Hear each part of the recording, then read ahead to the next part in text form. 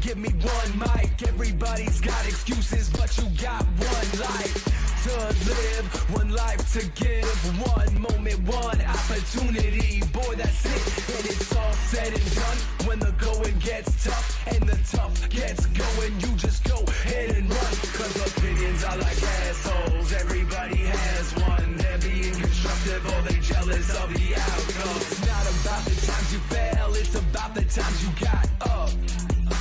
And I don't even care what the fuck your excuses is. Fact is, you just playing the cards of foolishness. What you think I'm doing is you gotta get up, get going and just move on. Don't look towards the past, you gotta groove on. You procrastinating now, you gotta get that motivation. I already created a track called Inspiration. Gotta get up, get going and get fucking hype. Go.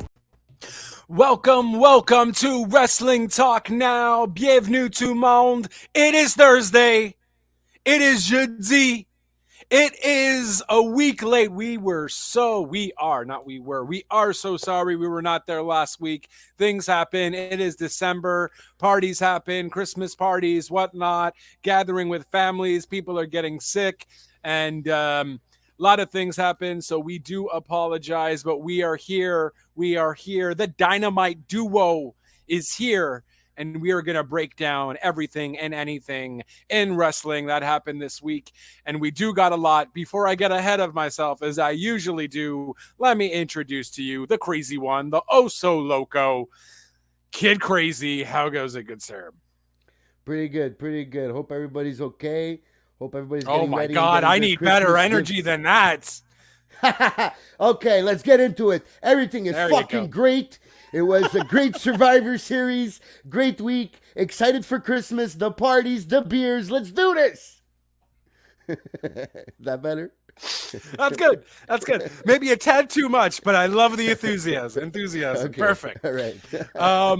So, I mean, since we weren't here last week to discuss Survivor Series, I think maybe we'll just go with that right away. Unless you want to do the news and rumors first. We can do the news and rumors, hit Survivor Series, hit the week, and then discuss the review of the preview for Deadline and Final Battle. Yeah, I guess we could go to keep the format, go with the breaking rules, and then we'll just run it down like we usually do. Run it down. Fair enough. So I guess the big news of the week is, of course, the whole talk with William Regal. Is he leaving AEW? A lot of news reports were speculating a bunch of things. Regal's contract was coming up at the end of the year. He had an opt-out where if Triple H was in power, that was a rumor that was going on for a hot minute. He did have an opt-out. If Triple H was in power, he could go back to WWE. And all this mumbo jumbo. Well, Tony Khan, like the genius he had decided to mention it on his ROH Scrum media call that he did have.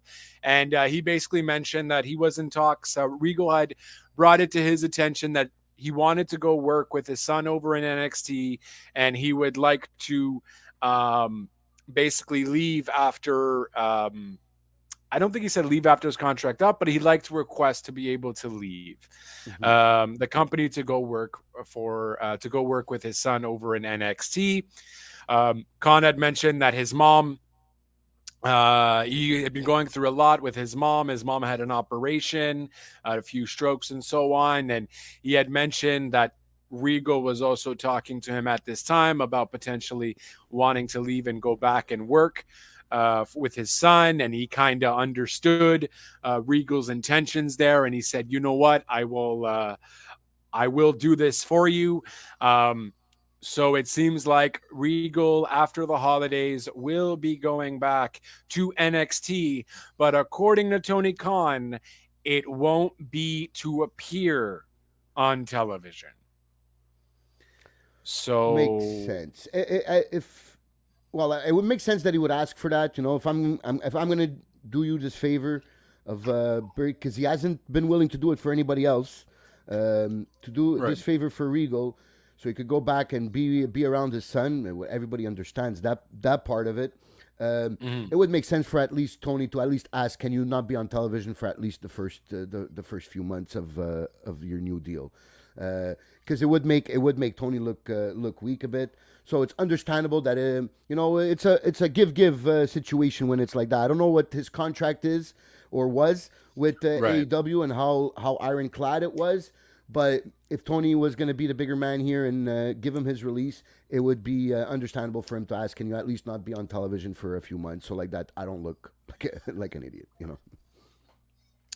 Well, that's it. And he did also mention the whole point of he wasn't a fan of Triple H mentioning Regal during the video for War Games kind of thing. He posted something on his social media where Regal's like, "Welcome to War Games," kind of thing. Worst English accent ever, but it is what it is. And he says he didn't really appreciate that fact there. And like I said, we don't know. So was it actually a year contract? Was there an opt-out scenario? Was it 2-3 years? And is there a clause in it where it's like, okay, but there's kind of a non-compete or non-apparent clause that you can't do something? We don't know, but it looks could also like be a gentleman's agreement. I mean, fine, but I mean, when you're a guy who's dealt with, superstars and football players and soccer players and everything, and them wanting to switch and so on, I feel like you also kind of want stuff in writing too. You know what I mean? I don't think he's not new. He might be new to the wrestling business, but he's not new to overall contract negotiations and all that. So I don't know. It's true. I was thinking that. I'm like, oh no, I'm like, Tony, are you going to be made look like a fool here? If it was maybe just a gentleman's agreement, are you going to be like, is Regal just going to come back and just randomly appear with his son like that? You know what I mean? Like, I don't know, but it seems to be what it is. And Tony Khan at least confirmed it. We did see Regal's promo that was recorded 2 weeks ago. About him being a Combat Club member forever, and that he did that to teach the Combat Club a lesson, and to always have eyes in back of your head kind of thing. I did enjoy that. I thought it was a nice goodbye with I'll still be Combat Club kind of thing forever and all that. I really enjoyed it. I liked it. A lot of people were hesitant about how Regal leaves like that, with MJF hitting him and then ultimately injuring him out of the storyline. But I don't know. I thought it gave MJF major heat. And I thought, if you're going to leave the company, you go on your back. This is Regal's way of going on his back, if you will, So yeah, I totally agree. I think it was a nice way to do it. I didn't believe quite after Full Gear, after that Dynamite where MJF punches him with the brass knuckles. I actually had seen right away after Dynamite. So the quote was, or the tweet was, so now Regal's on his way to WWE. I thought it was just like somebody insinuating that or speculating on that. I didn't really believe that was going to be just like that happen. Right. I guess then now we know what happened. And I really, really enjoyed the segment this week with the after the tag match with the Blackpool Combat Club and the video package, the pre-recorded video package. I really liked Mox's reaction in the ring. I don't know if that was acting, because he seemed really emotional, but if it just brought more to the segment and to the feel of what the Regal was doing, and the kind of. But what did he say though? Because he was like, I don't know about all that, but what I do know. And then he starts basically he starts putting over the Blackpool Combat Club. Basically, right. That's it. Okay. Yeah. Okay. So, but it seemed like while the camera was showing his face, he seemed like he was emotional. Like if he's sad to see Regal leave, but he still had a promo to do. And to continue the storyline, but I think it added more to the fact of what I don't want to say legacy, because it's a short period, but what Regal his overall legacy, though, you know what I mean. He is obviously a mentor. to a lot of wrestlers just from the get-go. He's trained a lot of people. A lot of people just overall respect him for everything he's done for the business, and he's a great mind. You know what I mean? So it's a loss for AEW in that regard. You have a guy who's, sure, you have like your people who've been there a very long time, like Jericho and all that, to help out too. But someone with a mindset like Regal, Triple H has mentioned it many, many times when Regal was in NXT. He's like, Regal is my rock.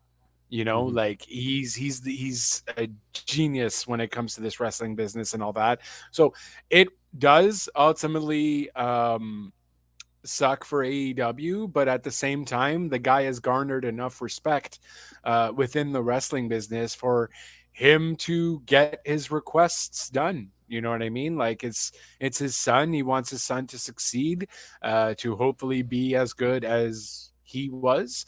And Tony Khan would understand that, and he obviously has the utmost respect for Regal as well. And I just hope it doesn't come to bite him in the ass. And I feel Regal, being the gentleman that he is, wouldn't, though. So that's it. So even if like you were saying before, which I then agreed with, the fact that Tony, as a businessman, you have to get that in writing.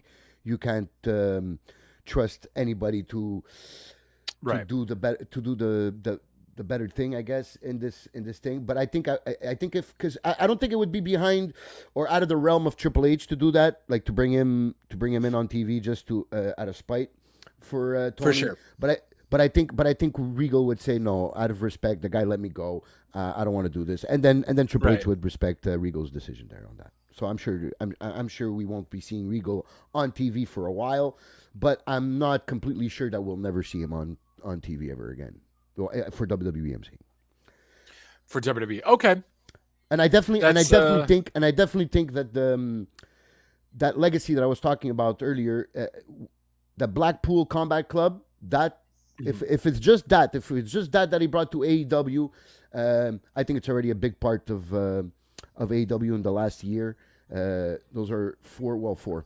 Maybe I won't include Wheeler in that, but at least Claudio, Mox, and Danielson are definitely three top guys in the business, and putting them together, Regal bringing them together was a big thing for AEW. So if only that is his legacy, it's already a big part of the success of AEW. So I wish him all the best, and I wish everything goes good with him and his son. And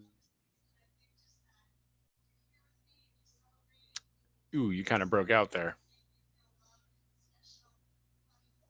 Can you hear me? You're frozen all kinds. Hold on. Technical difficulties here. Is it my end or your end?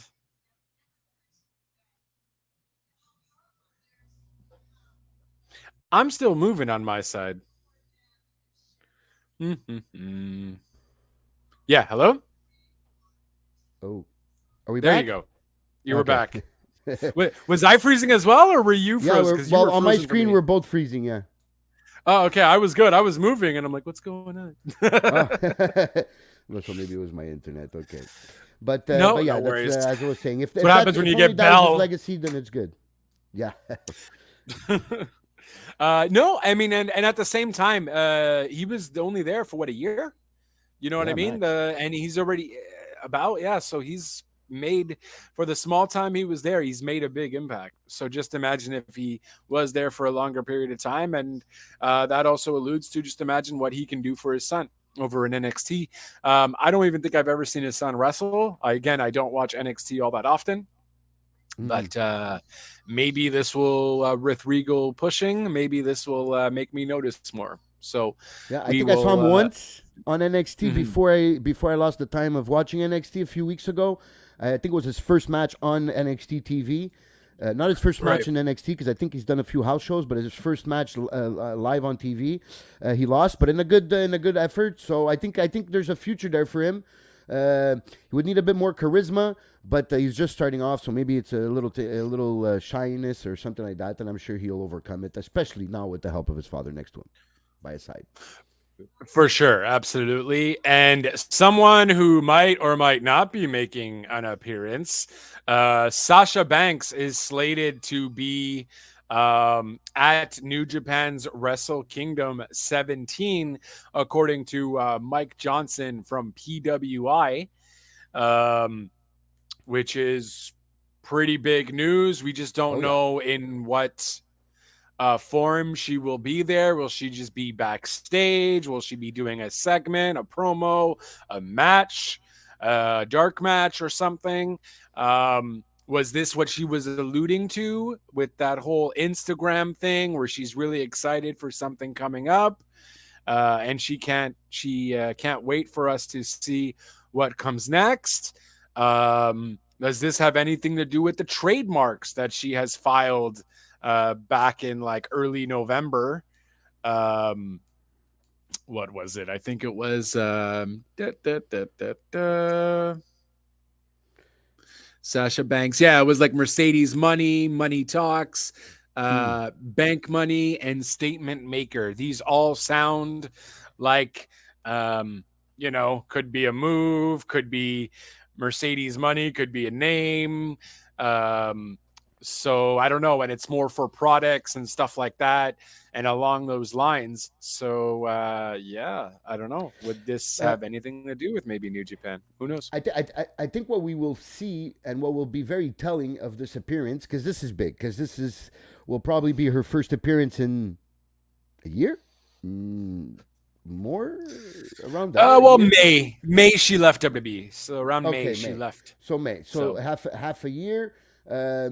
This her showing up in New Japan first as before showing up in WWE is huge. But what will be very telling is, will she be referred to as Sasha Banks or as Mercedes? Forgot her last name, but yes, Renato. I guess if they refer her to her as her real name, then that seems like that's not good news for the relationship with WWE.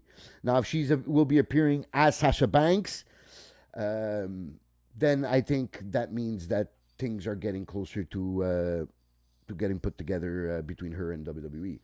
So I think that will be the next phase in this whole Sasha Banks WWE soap opera, where we'll probably get a good idea of what the real situation is.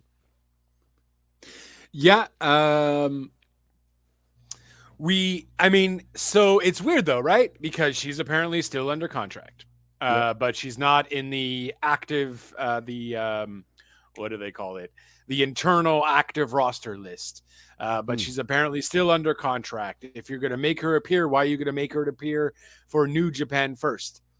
Why not show up in WWE first? You know what I mean? So there is so many kind of questions there. Maybe this was part of her whole deal of coming back. Hey, I really want to do something with New Japan. Maybe she was setting up that deal. I don't know. But that looks like that's what's kind of going on here. I don't know if she would be full-fledged in New Japan, though. I would imagine she has a lot of stuff going on here. I would imagine she's in the new Mandalorian that she already filmed. That's supposed to come out in March of 2023.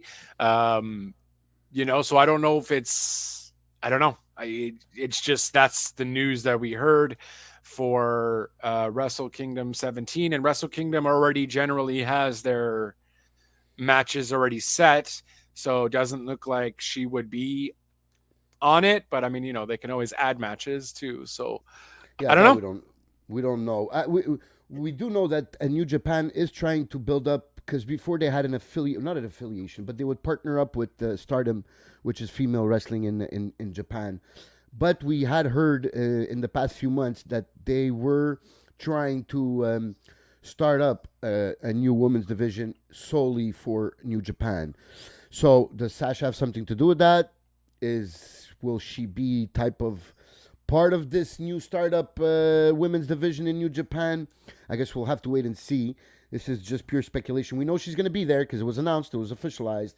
And we do know there is an open relationship with WWE, because it was also announced, and it's official on the New Japan website, that Carl Anderson and his partner Luke Gallows will be appearing at night 6 of the Tag League Finals, which will be on December 14th, next Wednesday, in Japan. And he will be defending, after all this wait, he will be defending his never open weight championship against Hikulua, if I'm pronouncing it right. And yeah, I would have botched that too, so no worries. I say you're right. Okay. So we know there's an open relationship there, and there's open mind there on both parts for having talent work on their show. So that's why Sasha's appearance is up in the air, because in ways of what capacity she will be there in, because we don't know. There is an open relationship between them, so this could be kind of a promotion type style thing from both sides. Create a buzz. Sasha's going to be there in what capacity? People talk, people buy the pay-per-view, and right. And then that's it. So there's going to be a lot of speculation, because when you don't know, when nothing is officialized and we don't know why she's there, then people are going to speculate why she's there. So for now, we're just going to have to wait and see. Not too long, I guess, because if I'm not mistaken, Wrestle Kingdom is the first few days of the new year, right? It usually is. Let's still kind of check if it is the Wrestle Kingdom 17. Yeah, so it is going to be obviously 2 days. January 4th. Oh, January 4th and January 21st. Oh, that's a weird. Okay. Hold on, that's weird. I don't believe that. Basically 17 days. Wrestle Kingdom is an upcoming 2-day professional pay-per-view event produced by New Japan. The event will take place on January 4th, 2023 at the Tokyo Dome in Tokyo, Japan, and January 21st, 2023 at the Yokohama Arena in Yokohama, Japan. So, yeah. Okay, so the big night is basically January 4th at Tokyo Dome, because when they do it at the Tokyo Dome, that's really the big one. Fair.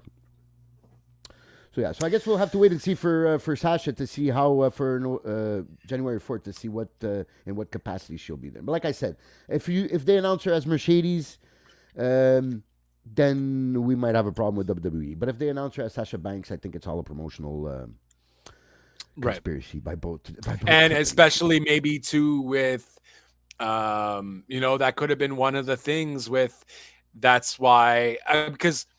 Especially now that we know Luke Gallows is going to be there Luke Gallows? Well, they're both going to be there, but Carl Anderson is defending it. Carl Anderson is defending the the Openweight Championship on December 14th. So there obviously had to have been talks of what was going on. This could easily just be Tripp somewhat opening the forbidden door. In that regard, and you bet your butt I'm gonna try and check out which name Sasha Banks is or Mercedes Varnado is using at that event, if it's even on TV, in the sense that unless it's just something behind the scenes, because after all, this is still a report, right? Yeah. So that's true. We'll see. There's we don't have to see for too long. The 4th is coming up soon. I imagine she'll be at the one at the 4th. That's the bigger event. That's the bigger venue. If she's coming out to doing stuff, or unless, no, because Carl is only going to be there, like 2 weeks earlier. So I don't know. We'll see what happens. Yep. But still pretty exciting. At least we're hearing news of Sasha doing stuff in wrestling now. I think for her sake, I would love to see her back, but at the same time, without wrestling, man, she's still been pretty busy and doing a lot of other things. So I don't know. We'll see. Maybe she has kind of like a Cody Rhodes contract where she'll still be allowed to do other things, and who knows? Maybe Triple H is even fine with that as well. And hopefully that forbidden door just creaks on and just gets pulled wide open. Because New Japan and WWE would be certainly interesting, but then also cause a conflict with AEW and New Japan as well. So, I don't know. Because New Japan does have a partnership, well, not a partnership, but a working relationship with AEW, We've seen that. They also have a working relationship with Impact Wrestling. So it seems like New Japan is the one that's open to working with these other companies. Right. So I wouldn't see I wouldn't see how Triple H would stay outside this bubble. You see, they're working with these companies in the United States. Why wouldn't you? You're trying to enter. Well, you're already pretty much in the Japanese market, but you're trying to really infiltrate it even more. You're a worldwide, global company. I don't see why you wouldn't take advantage of the will of New Japan to work with you. So yeah, hopefully that's the way it is, and that's what we'll be seeing next Wednesday, and at Wrestle Kingdom on January 4th when the Mercedes is involved. Yeah, that's it. So that's pretty exciting. In terms of other news, well, maybe I guess your opinion on the. I don't know if you saw the PWI. They did the tag team list, right? Usos were the number one tag team in according to the PWI list in the industry. Are you okay with that? Who would you put first? That's my question to you. I'm on the fence. I really like the Usos, and I really like. That's what I'm saying, though. Like, yeah, this whole storyline thing, they hardly defend, but bro, when they wrestle, I feel like I've mentioned a few times that the Usos had a match of the year candidate, whether it be with the New Day, multiple times, or the Brutes. The Brutes recently, yeah. Recently, so I don't know. Who would you put there first? I think the only one other than Usos that would be in the competition for that for this year, at least for the past year. Oh, it's the PWI 100 list too. Yeah, it's not 500. Yes, like the singles. Yes, it's 100. Oh, that makes sense. Okay, yeah. So the only other team I would give consideration to that top spot would be FTR. I mean, that's it, right? Like, even then, I feel like I'd almost maybe want to put the Acclaimed there as well. Where is this list? I'm trying to. Okay, hold on. So we got Usos, FTR, the Briscoe brothers, RK Bro is 6th. Okay, Young Bucks is 8th. They did have a good run. The Acclaimed is 20 on the list. Well, it's because the Acclaimed was really late in the year, right? That's true. That's about. I don't know if you could pull out like you did last time for the PWI 500, but it's probably the same fiscal year, right? It's probably from September to October. So that's it. No, okay, that's fair. So the Acclaimed come pretty late, and their success pretty much comes at that point at the end of the year, and then into right now. So I understand what you're saying, and I really love it. They're getting better every time. Like this match against FTR was good. Sasha Banks and Naomi are at 19. Oh. So I guess and they were only there for May, until May, yeah. And then a bunch of other people I don't know. Damage Control's 25. I mean, they're great wrestlers separately. I just don't know. Okay. What do you mean? And that doesn't even make sense in terms of their own rules. They've lost everything. They literally won the tag team champions, lost another match. Well, they took them back after the year would be finished. So, yeah, technically. Right.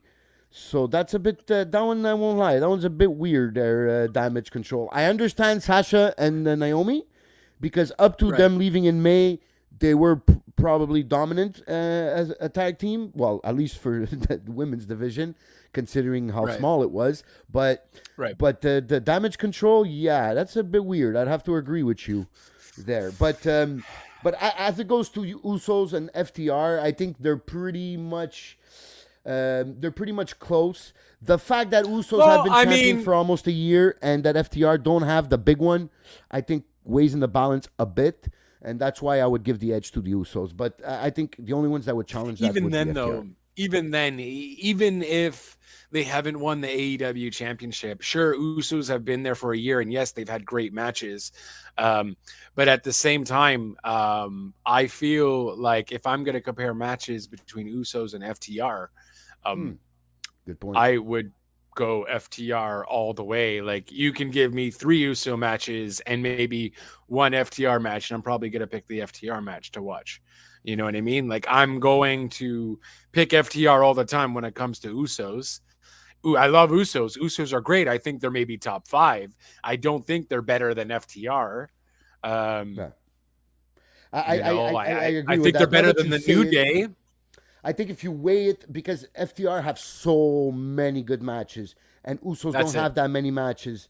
And if you just ask me how many more bangers I had seen from both of them, it would be dishonest of me to say that I saw more bangers from the Usos than I did FTR, because it seems like every time FTR have a match, it's a good one, if it's not great. That's it. So Right.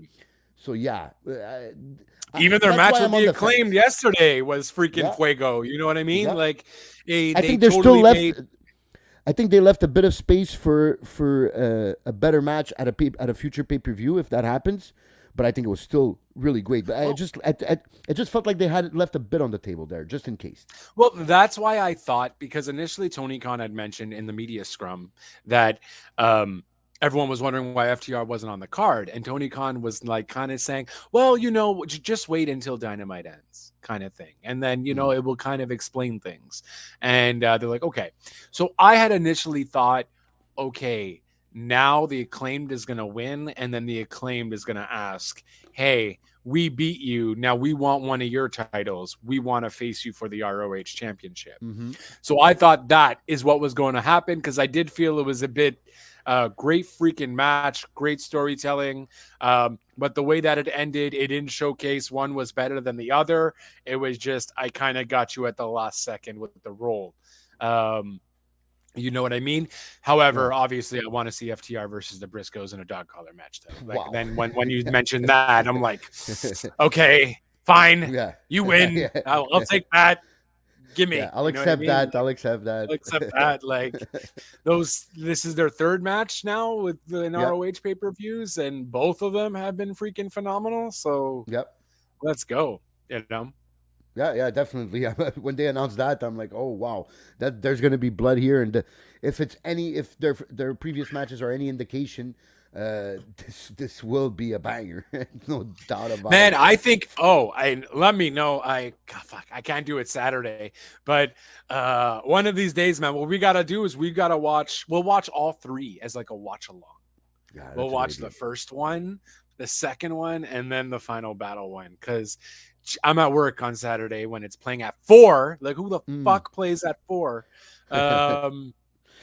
So, but there's also like a UFC that but night it's too. also Portugal's playing on that day, so I don't know if I'm going to be in the condition to do a podcast. That's fair. No. Well, we can't do it. I'm working until 9, so like it's no bueno. It's not happening. But we'll definitely good idea. Another day. Definitely would be pretty freaking awesome.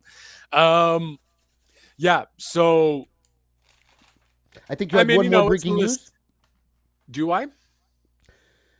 I don't know. I think before I cut you off and ask you this question about the... You done cut me off, though.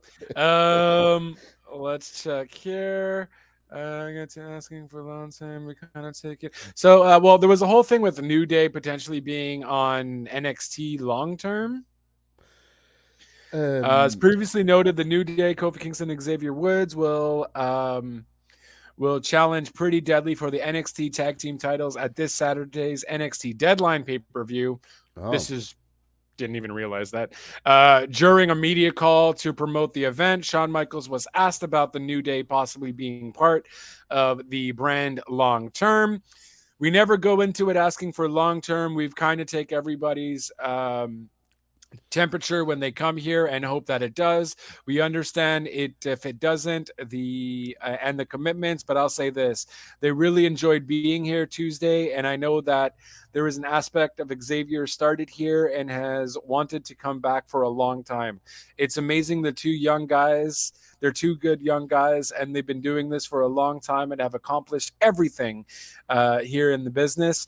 They get to the point where they want to start to be able to give back, and I think that's where New Day is. I won't lie. I am absolutely hoping to take advantage of that. They really had a great time, and we are going to try and do everything we can to keep them here as long as we can, and yada, yada, yada. It just keeps going. I thought it was shorter than that. But yeah, Yeah, so I mean that's a valid question. It's just the only problem I have with that is WWE already doesn't have a lot of tag teams. Like the main rosters don't have a lot of tag teams. So if the New Day does decide to go to NXT, that's great. I'm down for them to give back and whatnot, but give me a tag team in return. You Yeah, know give me what I the mean? Creeds or something. Yeah. Give me the Creeds or even Pretty Deadly. Pretty Deadly can move on if New Day. I don't know if New Day randomly wins, which I doubt, but Mm-hmm. I think this is just you know, this is more like a one-off, like we've seen in the past few months, I think so type too. of Yeah, thing. The New Day to put over Pretty Deadly, see if Pretty Deadly can move up a notch. it's like Ricochet going there to face. I think it was Carmelo Hayes, if I'm not mistaken. Yeah, exactly. You know, Put on a same good thing. match. Put these guys over, and then go back to your stuff on the main roster. I that's what I see from this from the New Day being on NXT. Right, of But they did get a huge pop. I course. saw the when I was watching the recap. Well, not watching the recap, but reading the recap of NXT. I saw the little clip, and yeah, they got a huge pop in NXT. So, well, if they get a pop on the main roster anywhere they go across the United States, I I wouldn't mean, see it's why a they new wouldn't get day. it. Yes, it is. Yeah. Yeah, exactly. so, but I think that's what they're there for. And I think they'll be coming back to maybe I don't know what the situation is because I think maybe they want a little bit of space in time to get them away from this whole Uso story that happened in the past few weeks. So Okay. have them go there, put over Pretty Deadly, maybe take 2-3 weeks off, and then come back in a totally different storyline on the main roster. Is what I feel is going to be happening for the New Day in the next few weeks. Yeah. Um, and I don't like. They just need more tag teams because if you don't have New Day take on and I don't know, let's say take the titles from the Usos. Like I don't know if Street Profits are there yet. I feel like they maybe should just start doing something with Street Profits as well. They Mm-hmm. certainly look like they're in much better shape. Yeah, What's his name? The skinny guy there, Montez Ford, Montez. looks like he's all kinds of. He got a little bulkier, so he looks like he's less lanky. And Mm-hmm. the other guy, Hop. I'm mixing Angelo up all my Dawkins. tag team. Angelo Dawkins, thank you. Looks like he's fit. He's a little bit Yeah, thinner, yep. and they look like they've been training, hitting the gym and whatnot. So, you know, I don't know, but they got to do something with them, man, because they are a great tag team, and I remember them for their NXT stuff being phenomenal. Mm-hmm. Well, okay, maybe, you know, but it was pretty freaking good. And ever Mm-hmm. since they got to the main roster, they haven't done much. So, They had their little run, but then they was ruined by that whole comedic uh, yeah, storyline with the with Viking Raiders. right, So that didn't help at all. And I know we've talked about them separating and maybe Montez getting a singles push. But before that happens, because I think that will happen, Montez is a future star, a single star. right, Um, yeah. but before that happens, I would like them to get a proper run and a proper run as tag team champions because they deserve it. They're better than what they've shown on the main roster. You're Yeah. totally right about how they were perceived in NXT. Much better than on the main roster. So I think they deserve it. And since they coming back in the recent couple of weeks, they seem like they want to push them. So will they Right. be the ones to take those belts away from the Usos? I think it's definitely possible. I don't know how long though, but you can't prolong this too much because then what can you do with them for so long? If you're gonna go another 2 months, 2-3 months of Usos being champions, how are you gonna be moving those pieces around of the Street Profits in that time? So I think it should happen soon. If it's gonna happen, it should happen soon. Right. So yeah, I think Street Profits, and after that, you got the Brawling Brutes. You got a few tag teams, but you're completely right that there's not enough. So if you, I mean, if you yeah, make you the New got Day, Usos, Brawling Brutes, you got the Viking Raiders, New Day, but they might be gone. and they are pushing the Viking Raiders quite a bit since the recent Right. weeks. So that's also an option for because they seem like they're indestructible now. So that's also an option. But also, will they be separating the belts again, or whoever beats the Usos, will they be getting both belts? That's also something. Well, to at look this into. rate, I honestly think tag teams could get a pass on going to. I don't know. I feel like for the tag teams, it works good for it to be unified. Because there's just not enough tag teams. Mm-hmm. So the fact that you can maybe also just get the tag team division to go on Raw or SmackDown if you need them to, I would be perfectly fine with that. Obviously, for the world title and stuff like that, I mean, it's perfectly fine to separate them. You have enough superstars to at least be able to fight for it off each brand. Yeah, I just don't know. At the same time, I would like to see maybe Usos lose it, but I don't know who to lose it to because I don't know who else I would care for. But again, the only reason why I care for the Usos is because they're part of the bloodline and they make that work.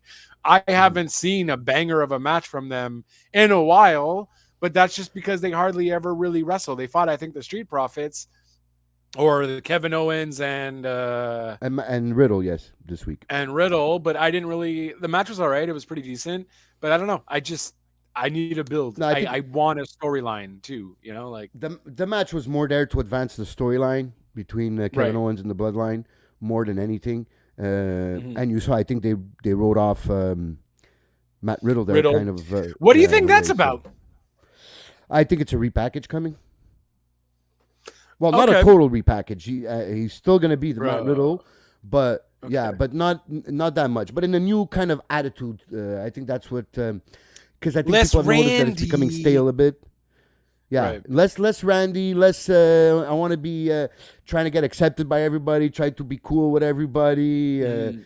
So and just like a badass. The guy's a badass. He's a fucking MMA martial artist, mixed martial artist. So make him. He could have that. He could still have that cool demeanor, but you don't have to look like you're begging for people's acceptance and all that. Yeah, just be yourself, a badass, and that's it. Beat up people and don't overdo it. I think that's what's in the books for Matt Riddle now, because it doesn't look like. I think we got news last week that Randy Orton is more serious than they thought. The injury. Right. So there might even question his career is in question. Nothing's official yet. So I think they were maybe waiting it out to see if there was a possibility of bringing back Randy and RK Bro. But now since that possibility seems like it's out the window, I think it's time to repackage Riddle and bring him back as a singles force here. So I think that's what that was about. At the same time, that was. You think he'd go good heel? Yeah, I think so. I think he could get people to hate him. I think it wouldn't be too hard for him. Okay. It wouldn't be too for Goldberg especially. Oh fuck! I already hated it. Now it's just... There's ways. He's a bit what's the word I'm looking for here? He's a bit of not egotistical, but in real life he is kind of very arrogant and confident. You know, so maybe bring out that part of him. Maybe he's narcissistic. You know? Yeah, maybe you do like but it's all about me. It's all about me. Instead of wanting people's acceptance, he's just like, I'm the best, you know, kind of thing. Yeah. That could work for him. The whole narcissistic play on things could work. Because he said it before. Every time he called out what's his name, Goldberg. He's positively convinced that he can beat the fuck out of Goldberg. So what we've seen, that little part we've seen of those back and forths with Goldberg and even Brock, I think, I'm not 100% sure, but I think there's a little history there also. So I want to see that part. Instead of being, you guys took advantage of me being a nice guy, but you guys don't know the real me. I can fuck up a lot of people here. I'm the real fighter here, and I think that's a good baseline for his repackaging if that's the way they're gonna go. I'd be done. No more drugs for me, bro. I don't need it. You know why I took those drugs? To make you people happy. Because peer pressure, dude. There was peer pressure, dude. And you know what? Fuck the peers. Fuck the pressure. Now it's on like Donkey Kong. Let's fucking go. You know, let's. I would like to see that Matt Riddle, especially when he got mad with that whole Seth Rollins thing. He's like, "Hey, is it still on? You talk about my family, let's talk about your family." And then he went, "Oh, what the fuck, bro? I'm a fucking like, give me that Riddle, give me that aggressive, upset. I'm a fucking rip your head off Riddle. You know what I mean? Like, I'm down. Totally. So Triple H. Better do the right thing here. If obviously you listen to our podcast, so please, by all means, listen. If you're going to listen to anything here, listen to that. Riddle, heel, let's go. So that's your kind of breaking news. We've been late with the socials on reporting news, but hopefully we get back to that. We'll do a little quick thing of Survivor Series. What was kind of your match? Well, first of all, what did you think of the whole entire show? Well, thumbs up, thumbs down. I definitely give it a thumbs up. The only match I did not like was Ronda versus Shotzi. Understandable. It's the only match that I didn't enjoy. It's not that it was totally bad, but a lot of sloppy moments. I know that Ronda has explained herself from that botch on the DDT on the apron where she held on to the top rope type of thing. She did say it was just to protect Shotzi because she thought Shotzi was in the wrong position there, so she didn't want to hurt her, which is not a bad thing, it's okay. But in the style of that match, it kind of took away from it, so I didn't like that. Definitely like both War Game matches. They were totally different in styles. I think the women's match was more of a spot fest. Right. When the men's match was more storyline oriented, with the whole Sammy and Kevin Owens and the storyline. Yeah. So those two matches were perfectly fine, even though being different. I really, really enjoyed Finn versus AJ. I think they finally got their moment to have this match, and I really enjoyed. Yeah, I gotta rewatch that match, man, because everyone's been saying that, and I remember it being an okay match, but fuck, everyone's been saying like it was really good. So I think I gotta rewatch. Yeah, I think it's because it was suffocated so much by those two War Game matches that takes away from if you just watch that match. If you go and just watch that match, I think you'll have much more appreciation for the match than if you watch all the matches one after another. I think it was a very good decision of kicking out the entourages out of the ring, out of the side. Yeah, that was good. That was awesome. I'm like, okay, we're gonna get a clean. Exactly. That's exactly what I saw when I saw that happen, and that's exactly what I got. So I really enjoyed that. The triple threat was entertaining. I think it could have been better for the US title there, where Austin Theory retaining. Cool way to retain though. Well, not retaining. He won. Sorry, no, sorry. He went where he wanted. Yeah. But yeah, I think it was cool. I think it was the right decision. I think that's what we had talked in the podcast, in the Go Home podcast for Survivor Series. Right.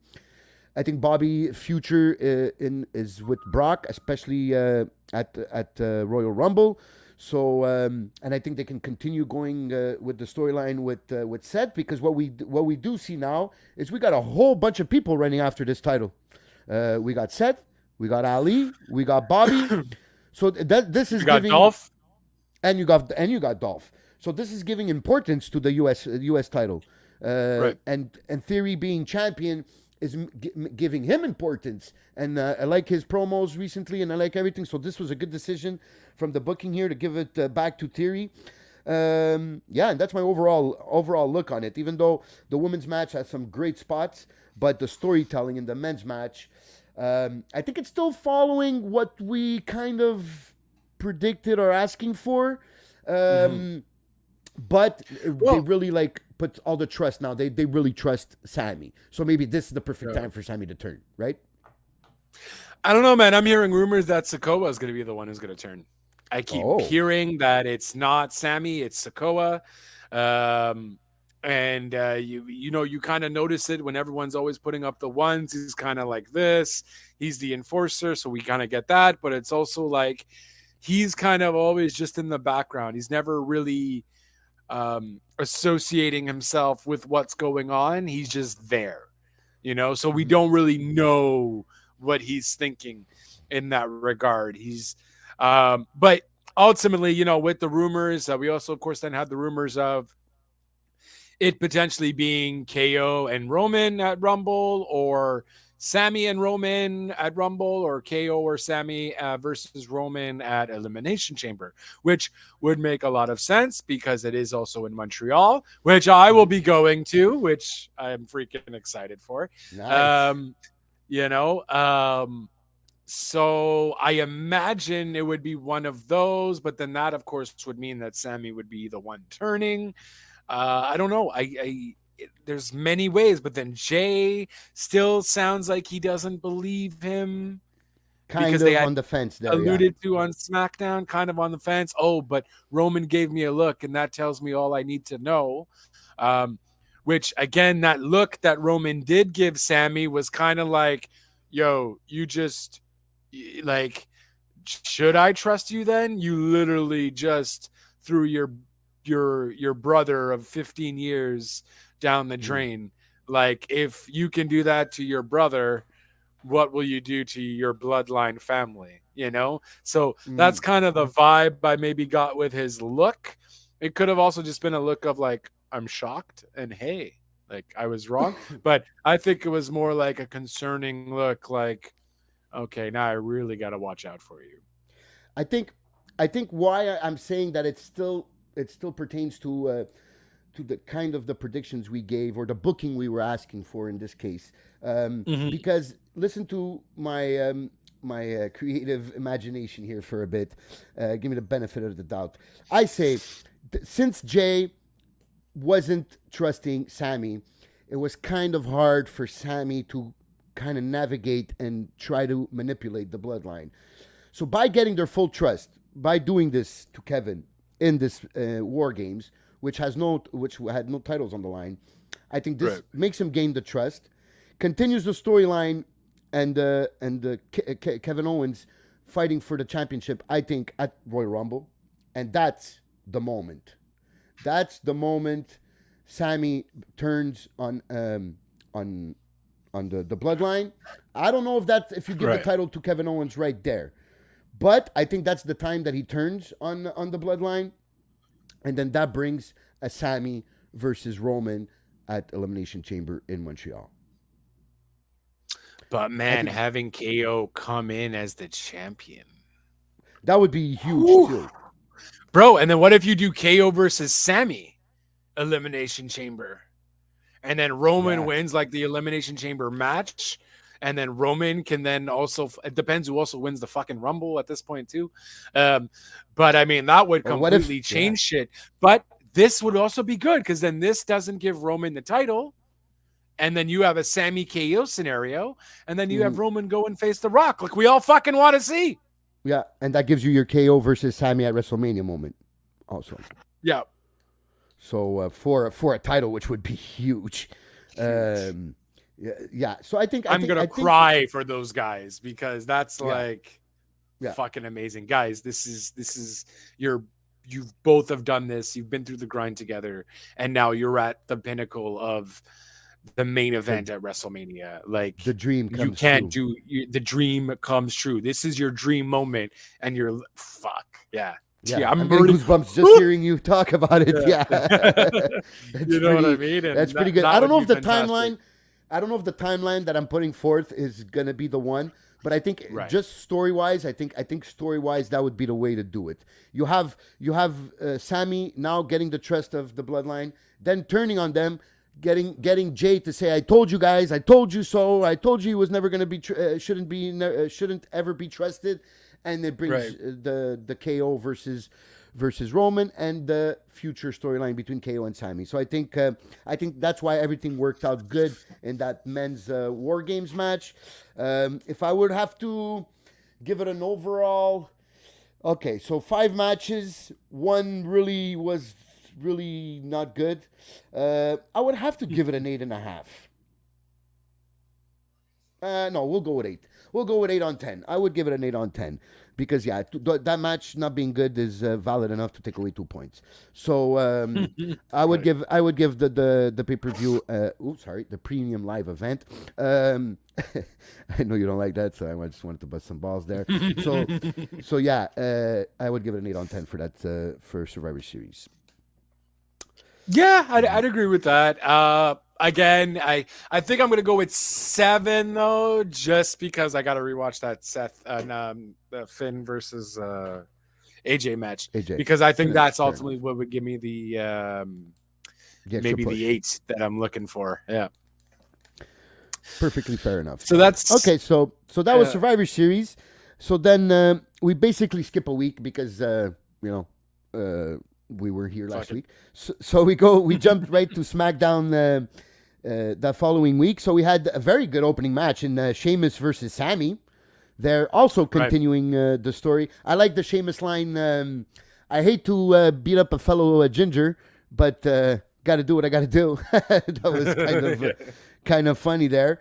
They put on a good match, and it follows the storyline because right after that, then we saw the segment of Jay and Jimmy kind of asking each other if they're okay with Sammy, and Jimmy asking Jay, how come you never asked Sammy about lying to your face? And then that's when he said the phrase about Roman's look. So that was good. Then we had Bray's promo. I think his darkest promo as Bray Wyatt, as simply Bray Wyatt. A few good pointers there. Still denying the whole LA Knight attack. So that keeps on going. So I like the pace that they're doing with Bray. They don't want to do this too fast. They don't want to overdo anything. So they're really taking their time and making sure everything is done perfectly. And it's interesting to see that they are type of continuing that whole what do they call the Easter eggs kind of way of in their marketing. Because not this week, but last week's SmackDown, during Uncle Howdy's promo, when he was showing on the screen, and they were showing kind of a video package behind him, or like as he's talking, and there's a number popped up, like 280 or 880. I forgot what it is. I should have wrote it down. But I read that on somewhere that if you actually called that number that appeared during that video package, it was a psychiatrist basically saying that that Bray, what was his basically saying? I wrote it down. Oh, Bray is a danger to himself. So it was kind of a voicemail of a psychiatrist saying that. So I like that they're continuing that, and they're taking their time and making sure that. And I feel like there was also something on Raw as well when Alexa was on the screen, but I didn't fucking catch it. I just kind of noticed that the background screen didn't say Raw. It was on something else. It was the White Rabbit. Oh, okay. It was the White Rabbit. Because kind of went into. Because then I saw it switch to Raw, and then I'm like, oh, what the fuck was on the screen? Wait, it wasn't Raw before. You know what I mean?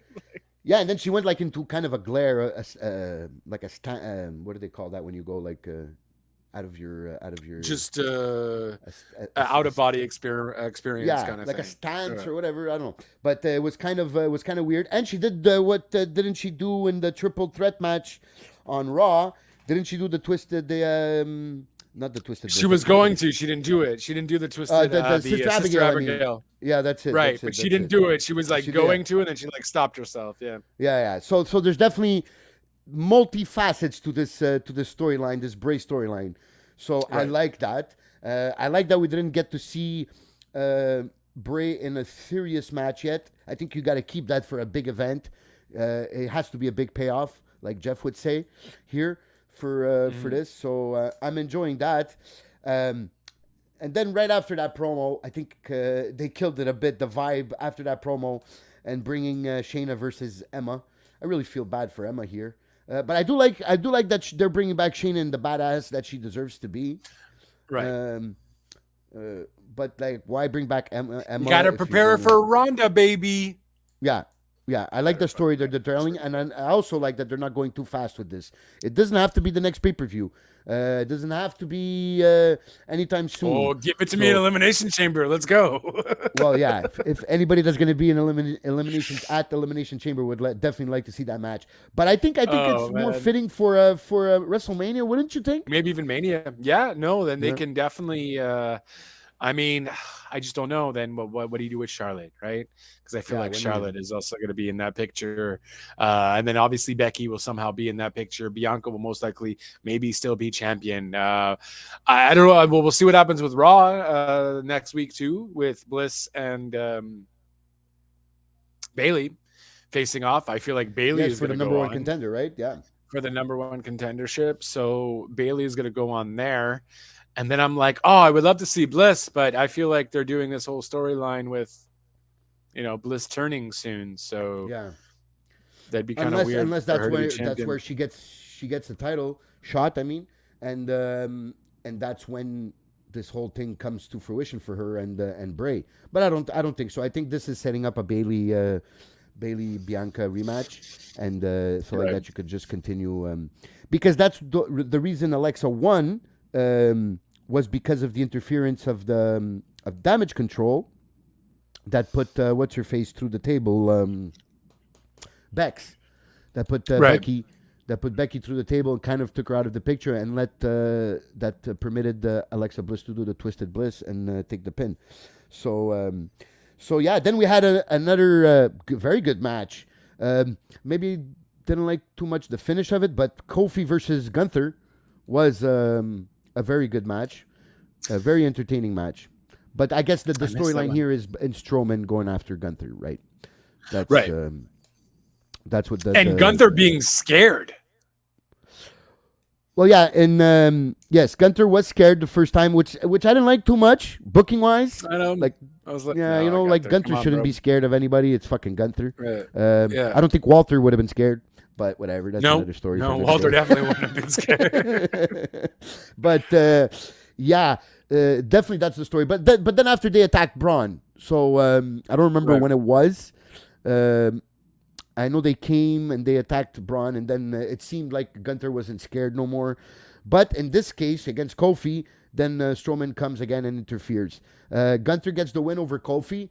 But the story here is the continuation of the storyline with Strowman. I want a match. If you're gonna give me Gunther versus Braun, I want to. It can't go less than 15 minutes.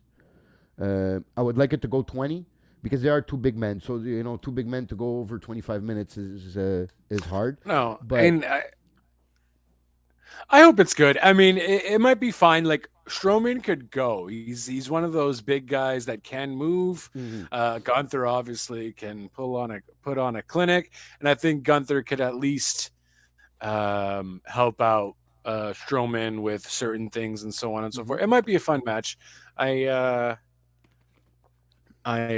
just I don't know. I don't like Braun as a human being, so I don't know. I'm just always kind of upset that he's getting time on my TV, but that's neither here nor there.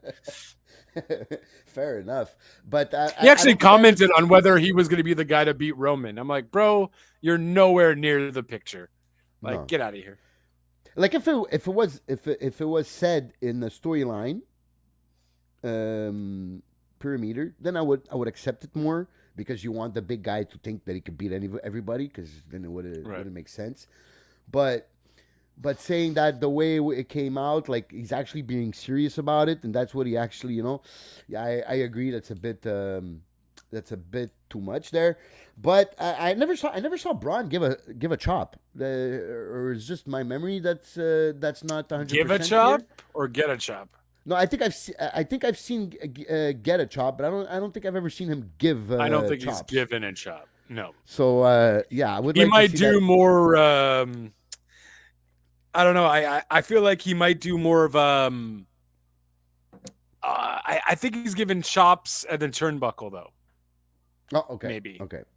I feel like I've almost seen something I'm definitely like looking forward to a chop fight between Gunther and Braun. If Braun can give them, because I don't know, sometimes it's not everybody that can give a chop. For some reason, it seems like it's easy, but it's not.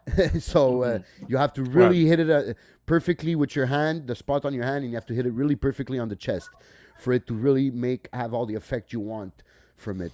So this might be Steven, I believe. I don't think he gives a chop.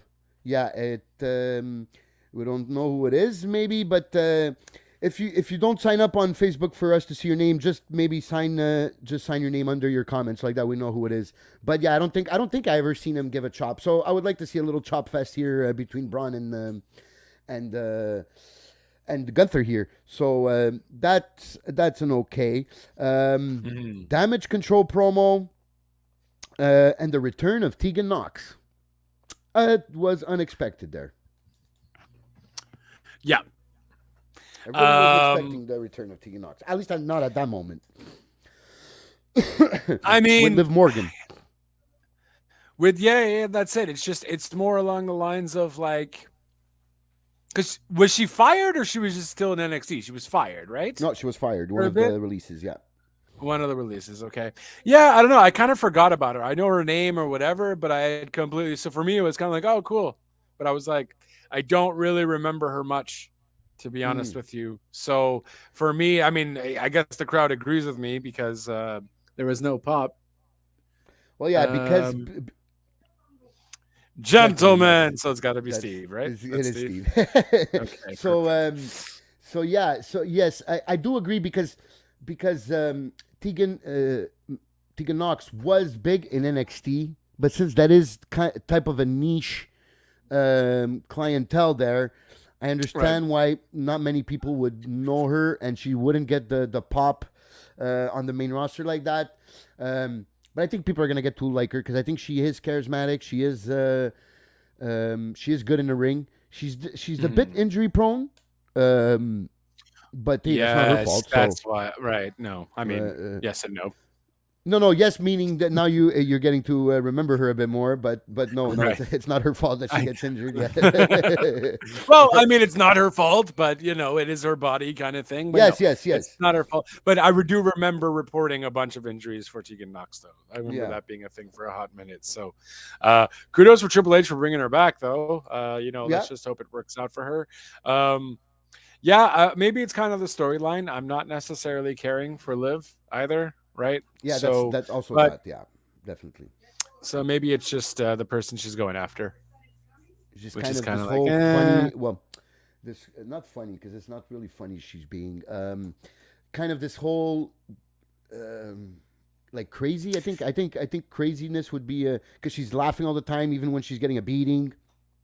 Kind of like a Harley Quinn type of personality there a bit. I mean, mind you, which kind of works perfect with how she dresses and so on. And she could definitely, I think she was even Harley Quinn for Halloween this year too. Exactly, yeah. So I mean, I get it, but I just don't believe her. So I don't know what to tell you. Yeah, no, it's fair, and you're guaranteed not the only one. So we see those reactions on social media and live. So hopefully this is where they could bring Liv to another level. Maybe with the help of Tegan Nox, you can bring her to get, because I think she was on a good path, but that whole tapping out and still winning the belt did hurt her with the fans.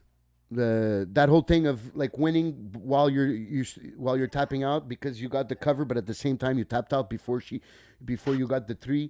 So I think it did affect her, and it kind of made her take 2 steps back, at least in the crowd's eyes, in the fans' eyes. And that's the booking. That's the booking's issue with that. Like, you should have never had gotten Liv to go against Ronda. Not a baby face. It just like wouldn't that, have made sense. Not a baby face like that. Liv is nowhere near. She's popular or whatever. Whatever. You try things, but it was ultimately never going to work. She's popular. It's just she doesn't. Granted, mind you, Ronda cannot do a promo for the life of her. But at the end of the day, Ronda is just, she has that believability factor that she can kill you in the ring, whereas Liv doesn't. Yeah. There's just no other way to put it. It's pretty simple. Maybe if they would have done it the other way around, where Ronda gets the pin, but she's tapping out because she was like type of a heel. It would have worked better, Right. because you didn't want to. Okay, the whole point this is you didn't want to make Liv look weak by losing right away the title, but at the same time you made a over babyface look like a heelish a bit there. Because if she was so the lovable babyface, then she wouldn't have accepted that win, because she knew she tapped out before the 3. So it kind of like made people, made the fans, because the fans understand the business much more than sometimes these bookers give them credit for. Right. Like, this is not the 80s where kayfabe is at 100%. Like, we all love kayfabe, but we understand the business, and we understand sometimes how it should be booked. I'm not saying we deserve to be know-it-alls in the booking aspect, but we do see these things, but don't think we're stupid either. You know what I mean? Exactly. Don't play us for idiots at the same time. Exactly. Which is why I guess a lot of people might praise AEW in that regard, because Tony Khan at least doesn't try to make it seem like we're buffoons or idiots. Or if he does, it's because he's going another way with it. So he's like, don't worry, guys, I got you. Yeah, very possible. Like, but he will do mistakes. He will make mistakes in the booking. That was a Vince scenario, though, no? I think it was still Vince's era. Yeah, I'm not 100% sure. We'd have to go check that match, but I think it was before SummerSlam, right? Or was it at That's SummerSlam? what I'm thinking. I think it was either at SummerSlam or before. Yeah. So either way, it was Vince or it was the first day of Triple H on the job. Yeah. First day of Triple H on the job, which still, what can Triple H really do with everything there too? So, exactly. Yeah. Exactly. And just to finish your thoughts on Tony, I think Tony does make mistakes sometimes in booking, but those mistakes are not mistakes that take us for idiots. So it might be the wrong choice he made, but it's not because these guys are going to believe however I book it, type of thing. So I think that was a big mistake in Liv's booking, and that maybe now with Tegan we could start moving forward again with her character. And then this main event, this main event was very impressive. I knew it was going to be good because of Ricochet and Santos are phenomenal. Wrestlers. For the FIFA World Cup there, yeah, for sure. Well deserved for Ricochet to win something there because he's thank fucking God. A hard 2 years. Not going to give him a championship. Might as well give him the FIFA Cup, I guess, or whatever. And he looked genuinely happy there. So yeah, I mean, well, whatever. At least he gets some kind of recognition. Yeah, exactly. And it was a fantastic match. And if that's like, do more with that. You know what I mean? If because I don't know what you were doing really with Phantasma's group, anyways. You kind of I am liking lost track. How can I say this? I am liking their promos, especially this past week, sitting in the table wherever they were filming this. I like the fact that they brought in Zelina into this group. I think she's better than I forgot her name, Erica something. I forgot her name. Okay. I think she's a better asset. I didn't remember her, so. Yeah, she was. This was back for the NXT days. So I think Zelina is a bigger asset, and she helps this faction get over much more than the other one. I think Santos is a star. I think he's good on the mic. Maybe, I don't know, maybe work a bit on your no, it's okay. I was gonna say work a bit on your accent, but no, it's not really. You talk well enough for us to understand, and it's part it's part of your mystique. It's part of your mystique. Yeah, exactly. It's fine. Exactly. He talks very what's the word? It's almost like a cryptic, I'm a silent killer type. Yeah. He's a man of few words kind of thing. So it works for him. I like how they're how they're portraying this faction as an empire. It's his empire. It's what he's building. It's what he's built. So I like what they're doing. Zelina's. I think that how they share the mic or the front or the lead in this group is perfectly mixed with Zelina and Santos. Yeah. And this match was just off the I don't know if they would have, like I said before about the give me this as like a best of 7. You know what I mean? You want to, if you want to copy something from AEW, give me this. Give me a Ricochet versus Phantasma. Like come on. If they left anything on the table, wow! Like if these guys ever face each other, I would not miss this for anything in the world. And I'm sure they did, because these guys are very. I've seen better matches of Ricochet outside of WWE. I haven't seen too many of Santos' matches outside of WWE, so I wouldn't be able to tell you that. But some of his matches in NXT were great. Yeah, exactly. Yeah. So yeah. Props for that match, and props for the booking of finally giving Ricochet some recognition, like you were saying earlier. You know what they didn't give recognition to, or who they didn't give recognition to? They changed his hair color. That's fine. They change his hair color, but then you make him lose to freaking Dominic Mysterio. In a squash. In a freaking squash. Tozawa deserves better, bro. What are you doing? This is another example of a guy who was freaking fantastic in 205 and even in NXT, being... I don't know. I think it was not the Atlantic Championship, but he had some kind of title in NXT for a while. That just completely pissed me off. I think he was the Cruiserweight champion. I think that's what he was on 205. The what? I think he was the Cruiserweight champion on 205. The Cruiserweight champion. Okay, fair. Yeah. I think that's what he had.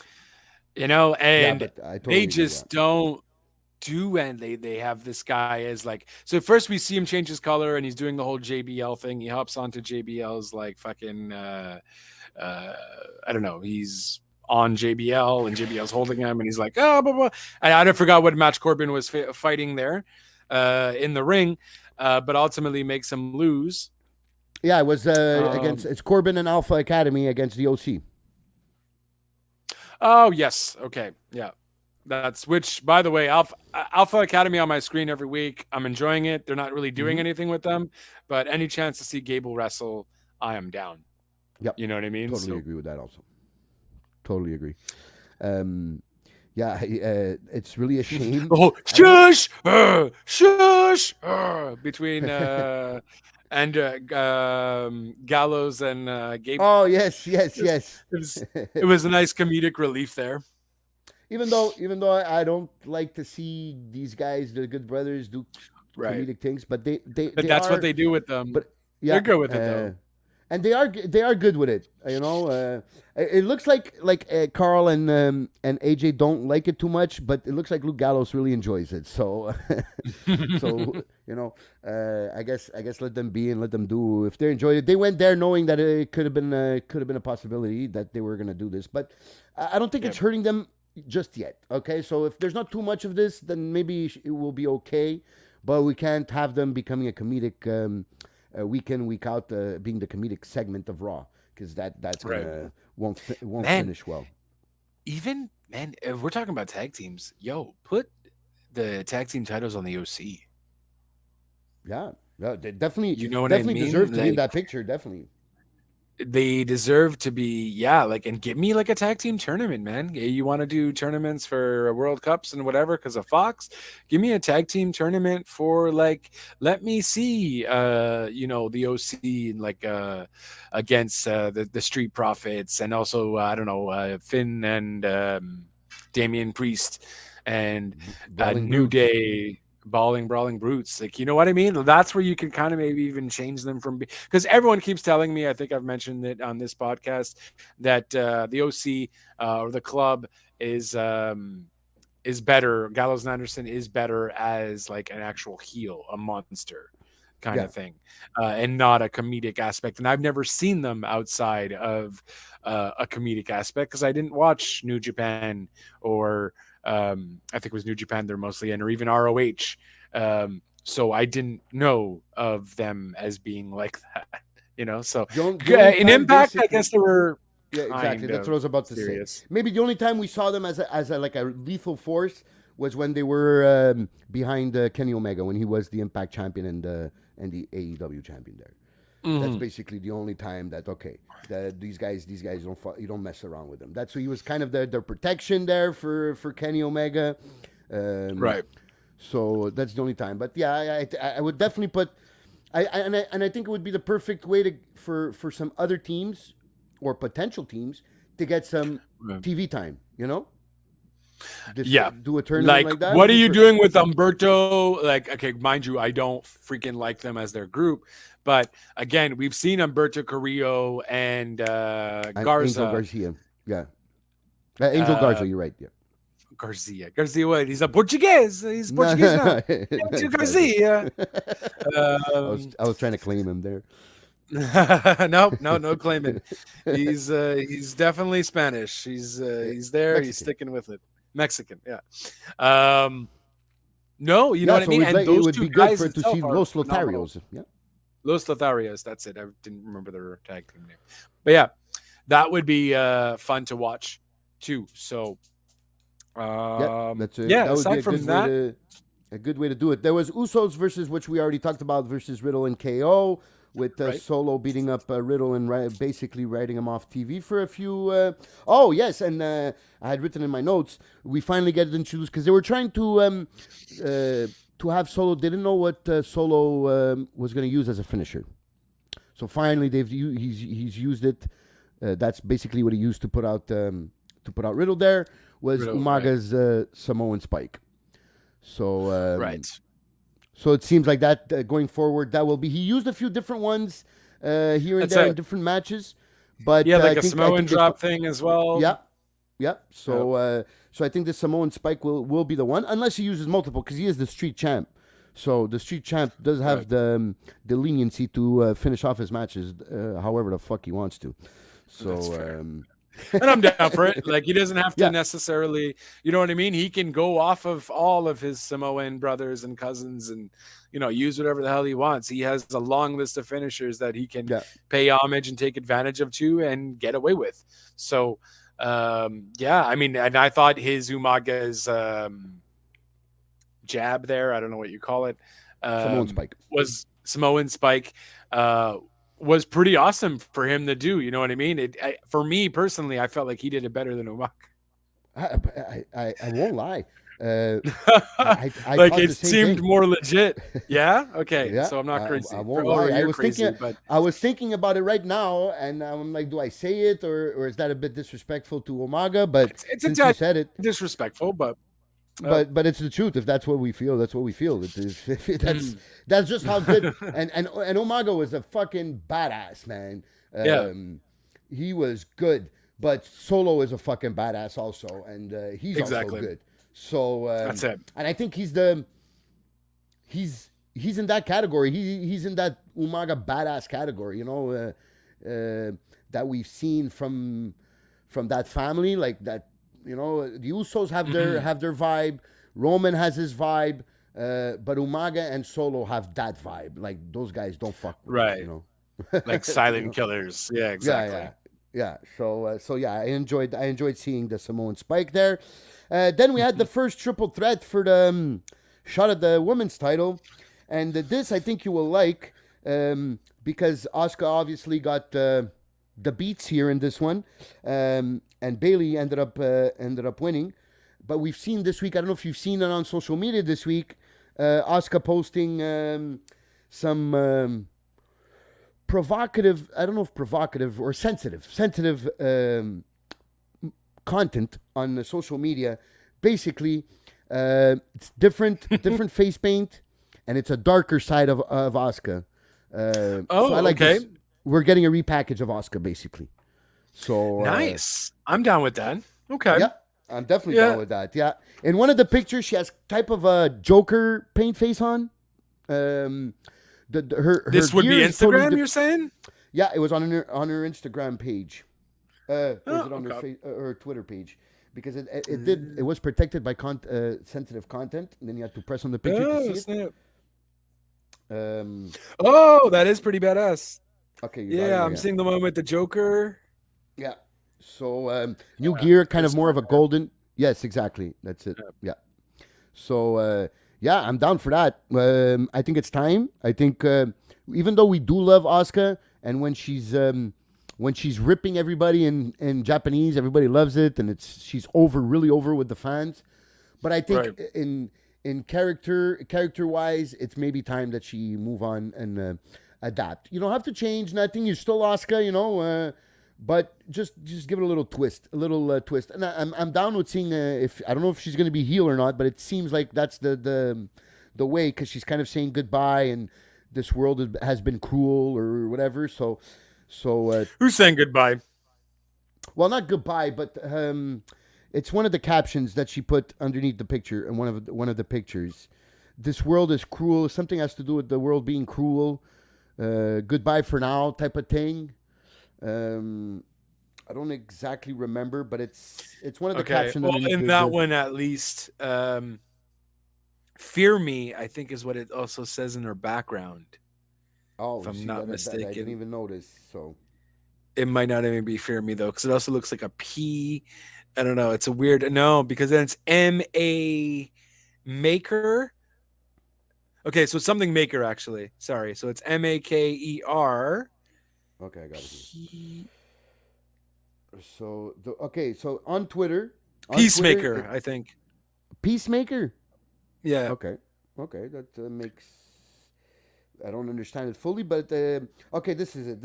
I found it here. So in the picture, in the first picture, where she's type of in like a golden gear, and she has type of the Joker face paint, and she says the caption on Twitter is "The world is full of shit." And then in the next picture, which is this one, let me see like this.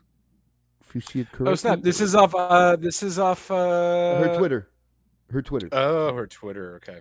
And the caption on that one is "Goodbye, cruel world." And then is there there's anybody another one. There? Okay, that's it. And then there's another one where it's a video. So, and it says, "Disowned, may you be forever. Abandoned, may you be forever. Destroyed, be forever. All the bonds of nature." But I guess because it seems like it's a saying in Japanese, so maybe translated like that, it's not doesn't make too much sense. But yeah, so that's so I'm really interested in seeing this new side of Asuka. Yeah, and it looks like it might be heel too, right? So yeah. Yes, give me. I mean, I like Goofy Asuka. I'm down, but at the same time, you're not doing anything with her right now. She's got to stop being friends with Bianca. Dare I say, maybe this is why. But then again, I'm scared. Maybe she's gonna end up turning with Bayley for Damage Control. I don't know. Since those guys are already there and with the backstory and they hate each other. Them, yeah. So I don't know if I don't know if that would work, but definitely Asuka turning heel. She's definitely a legit badass to her. So I do want to see what she can do as a heel. I think she could definitely be a world champion as a heel. Yeah, I mean, I was probably maybe I'm not the only one, but I really didn't mind her as world champion for like ever. No, not at all. Not at all. You know, I was down when Becky gave her the title. She kept it for like a year, and like I'm good. You know what I mean? I'm kind of fed up as Bianca as the champion, just because I think Bianca needs a total role change. I think she needs to stop being the faceist of the company, the face EST of the company, and she needs to maybe turn heel or something because it's getting a bit old. Yeah, it's definitely running stale here. I totally agree. We need something different. So that's why I think Bayley will ultimately win the match next week and take back. I think Triple H realizes that not giving the title to Bayley at what was it before? Well, the Crown Jewel, not Crown Jewel, but the other one. Clash at the Castle. Clash at the Castle, yeah. Yeah, so I think he realized that not giving the belt to Bayley at Clash at the Castle was a mistake. You not only did you hurt Bayley, but you hurt Damage Control in the process, and you kind of made the Bianca's run fall stale. Because maybe at that time, it would have been the perfect time to make her lose the title. And now people are like, maybe she's not as over as she was at that time. Now people are getting fed up. Like the casual fan. That's when it starts hurting. It might start hurting her merchandise soon.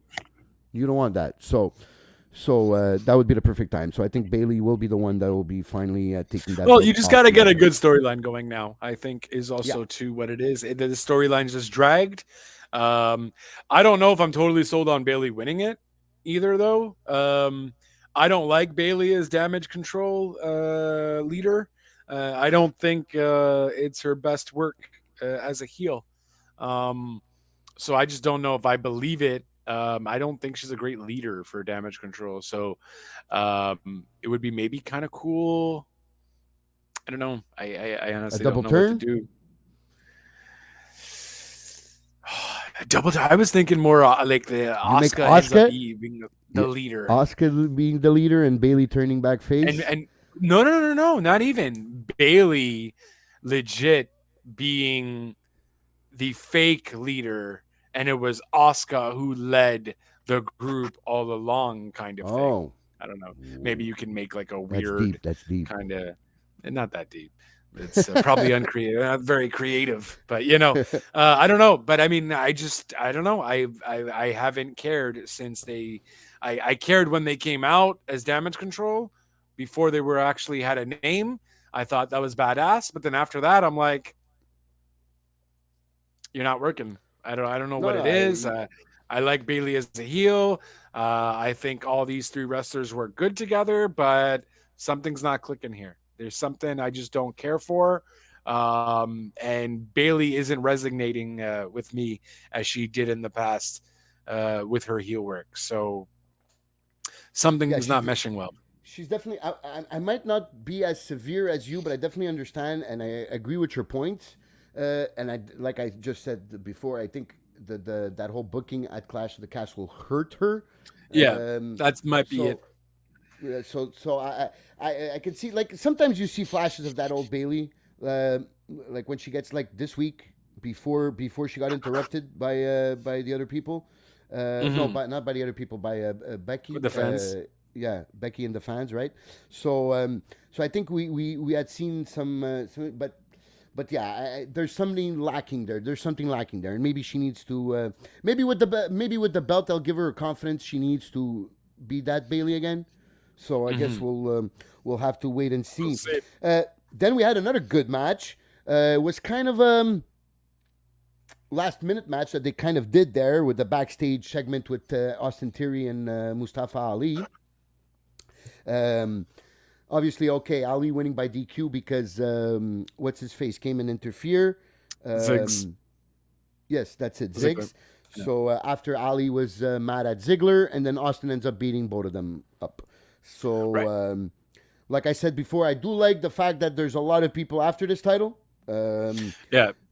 Because it makes it definitely adds a heck important. of a lot more prestigious. Aside from the video packages and all that, they're really still giving you that whole inclination that, hey, this title is like, world title's great, but this title is second best kind of thing. You know what I mean? So yeah.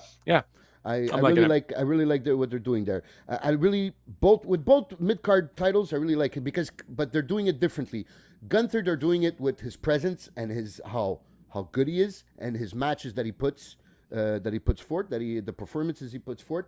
And for the U.S. title, it's more of the past, the history of it, and how everybody wants that belt. So I like the way they're making these belts feel more important, and with a unified world champion being on a part-time schedule, you need this.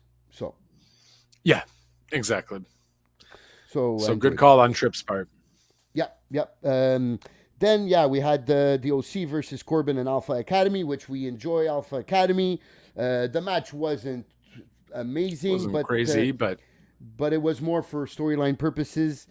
Because there's really no storyline going on between the OC and Corbin. It was basically because of the first invitational JLB poker tournament type of thing. But it was more to advance the Corbin Tozawa story, I guess, there. Right. Yeah. So we're probably going to get a singles match there.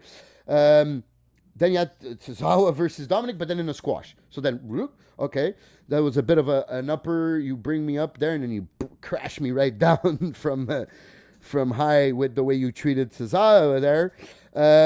And then I guess the main event with the other triple threat with Bex, Alexa, and Nikki, which we also already talked about. Nikki Cross basically is just an afterthought in this match. Damage control. Yeah. Well, and damage control in this match as well. Yeah, because Yes. honestly, it was all a showing between Bex and Bliss. Nikki Cross did her little thing, but honestly, I don't know. I think it's also a mistake. Nikki Cross going with damage control too. I don't know, man. It's just that group. It's that vibe. Damage control just doesn't work. You know what I mean? I don't know what it is. It's like they need more. That's for sure. Yeah, they need something because Nikki Cross, again, I was excited for her, and then after a while, I'm like, eh. You know, yeah, I was excited to see the superhero gimmick go away. You know? Yeah. And I always liked her crazy side, but something's lacking here. It's maybe she's going too much. Like she should have took a bit of that crazy gimmick that she had at the beginning and like put a spin to it, because now it just seems like you're going back to it.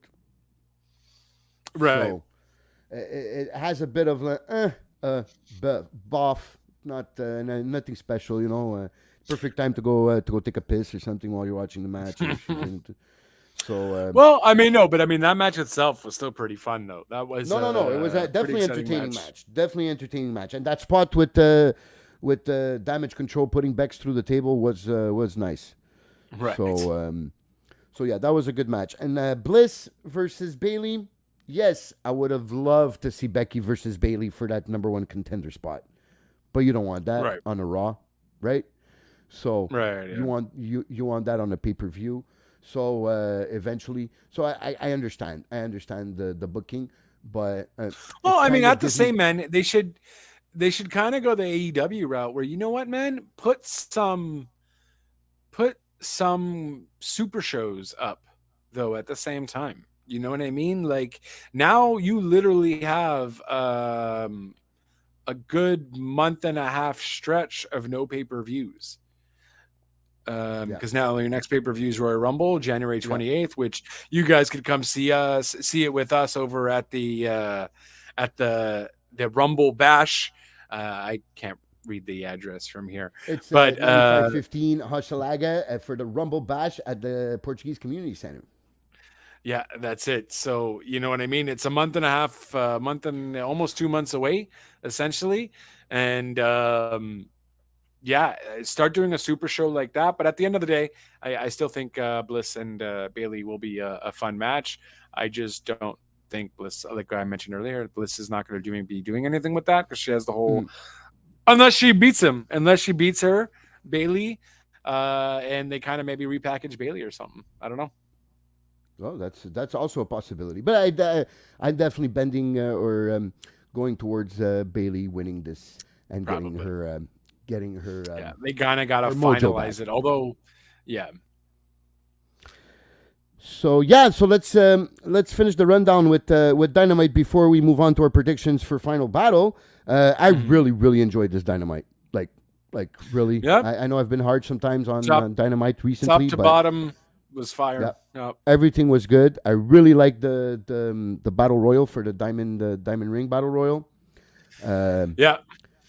I really enjoyed Dustin Rhodes' running Canadian Destroyer.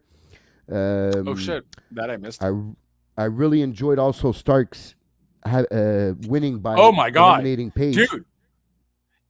Yes, so Starks eliminating Paige was fire, but then that fucking promo. Yeah, that's what I was gonna get to. That was insane. I think this is Stark's best promo. I think he was a better promo than MJF. MJF. Oh yeah, better promo than MJF. This literally made me care about this match next week. You know what I mean? Like and made me even, dare I say, want Starks to win the match next week. I thought, this like MJF is a great heel talker and Starks is the greatest. You know, after that whole dollar store Dwayne joke that MJF did, Which was like, good. what is Starks gonna say? Yeah. And then Starks just went at it. You got, cheap shoes, cheap heat, and cheap something else, and he just kept going and going. And I was like, damn. I'm like, I'm seeing CM Punk and MJF all over again here. You know what I mean? Like, it was he can fantastic. go, man. Starks can go, man. Yeah. Give him the mic more often, man. He can go. Yeah, that's it. And it seemed like at the beginning, sometimes it seemed like he was a bit nervous because he knew this moment, what it was going to mean for him. So, but once he started going, and he just let it all out, man. I don't know if this was all planned, or if he had written it or memorized it before, or if he was just going off the cuff there. But whatever he did, man, just keep doing that, because that was great, man. He pinpointed, if he was going off the every cuff, single kudos. Yeah, he was pinpointing every single criticism you can have of MJF. He just on the target. Yeah, on the target. Some of it were facts, though. Some of it were facts, and I'm like, straight. Yeah, you're right. You're right. Yeah. Yep, it was good. So I know it's really hard but really hard. I think it's almost impossible. But I do agree with you that I would like for him to get his moment just because of that promo. I know it won't happen. I don't know it won't happen, but I'm pretty sure it won't happen there. Put it that way. But yeah, man, that was really good. That was really good. This kid has a future. I forget how old he is, but like 26, I think. 24, 26. Yeah. Around there would make sense, because I know he's young. Yeah. And but yeah, man, it's a shame that it has to be the first defense that MJF has, because then it takes away a bit of the. Oh shit, he's 32. Oh, fuck! Didn't expect that one. No, it's damn 32. It's still young in the wrestling business. There, he's still got a lot of time, but no, I definitely thought he was younger than that. But I'm a bit disappointed that it's going to be MJF's first defense of the title against Ricky Starks, because then it takes away a bit of the doubt that I would have that Starks has a chance of winning. Well, that's why I initially thought that Ethan Page was going to win. Yeah, we talked about this 2 weeks ago. We talked about that last 2 weeks ago, and I'm like, that would just fine. They have their little feud with the firm and all that, but nope. They're going this way, and I don't know. As long as they make it a good match, you know what I mean? If they make it the acclaimed FTR versus FTR kind of match sort of way, where MJF doesn't totally annihilate him, but MJF ends up grabbing the win. He's got the cheap heat heel work cheating. He's probably going to win with it by cheating anyways. So yeah, so it'll be fine, and it won't. I don't think Tony would be looking exactly. Tony won't be looking to make him look bad there. So. But I just, maybe you can help me on this. I'm a bit confused with this whole, because he already had the match for Winter is Coming from winning the Eliminator tournament. Now he wins the Battle Royal. Has he won the Diamond Ring, or now he has to beat MJF to win the Diamond Ring?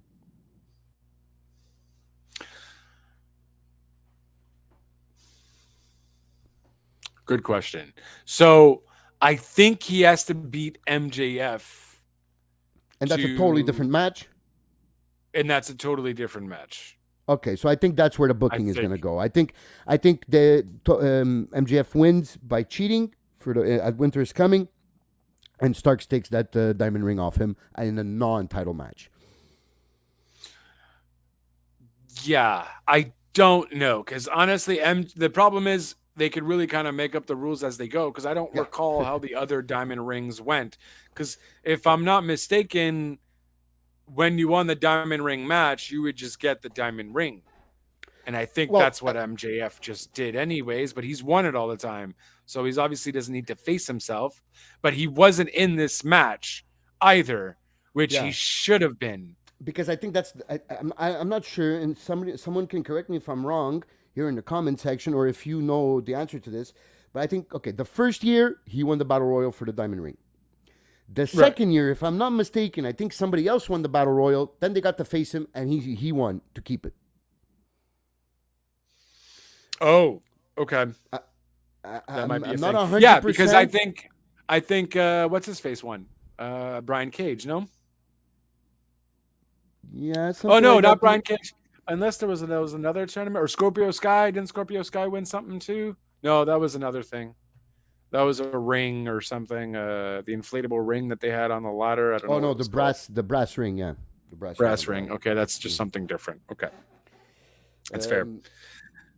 But let's see, just to be sure, there. How did? Yeah, let's check. Battle Royale.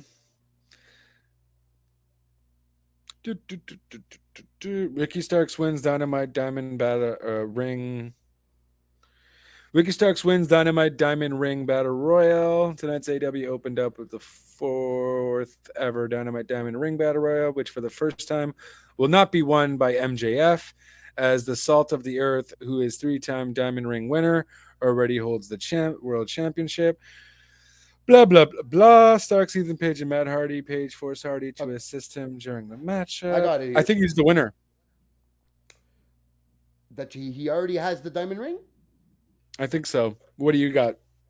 Because here I went to go look at the second, how MJF won the second diamond ring. So Orange Cassidy won the Battle Royal, and then he had a match against MJF, and Myro came and interfered and made the MJF win, and that's how he won his second diamond ring. So I think they'll have. I'm not 100% sure, but I think they'll have 2 matches, and that makes sense in the booking wise, because that gives you the it permits you to put Starks over MJF without having him to lose the title. Okay, so yeah, because MJF is not only the current AEW World Champion, but he won the inaugural Diamond Ring Battle Royale and has successfully defended it every year since. So that's what you were mentioning. So yeah. MJF is widely considered one of the top stars. Okay, MJF was impressive and could elevate the fans. Cool story. So Ricky Starks promo. Now he's explaining the promo. Yeah, so I'm just wondering. If next week's match is now. So Starks will face MJF at Winter is Coming next week, and both the Dynamite Diamond Ring and the AEW World Championship will be on the line. Oh, okay. So Tony Khan will find some trick to make Starks win the ring, but not the belt, thereby putting over both men in the process.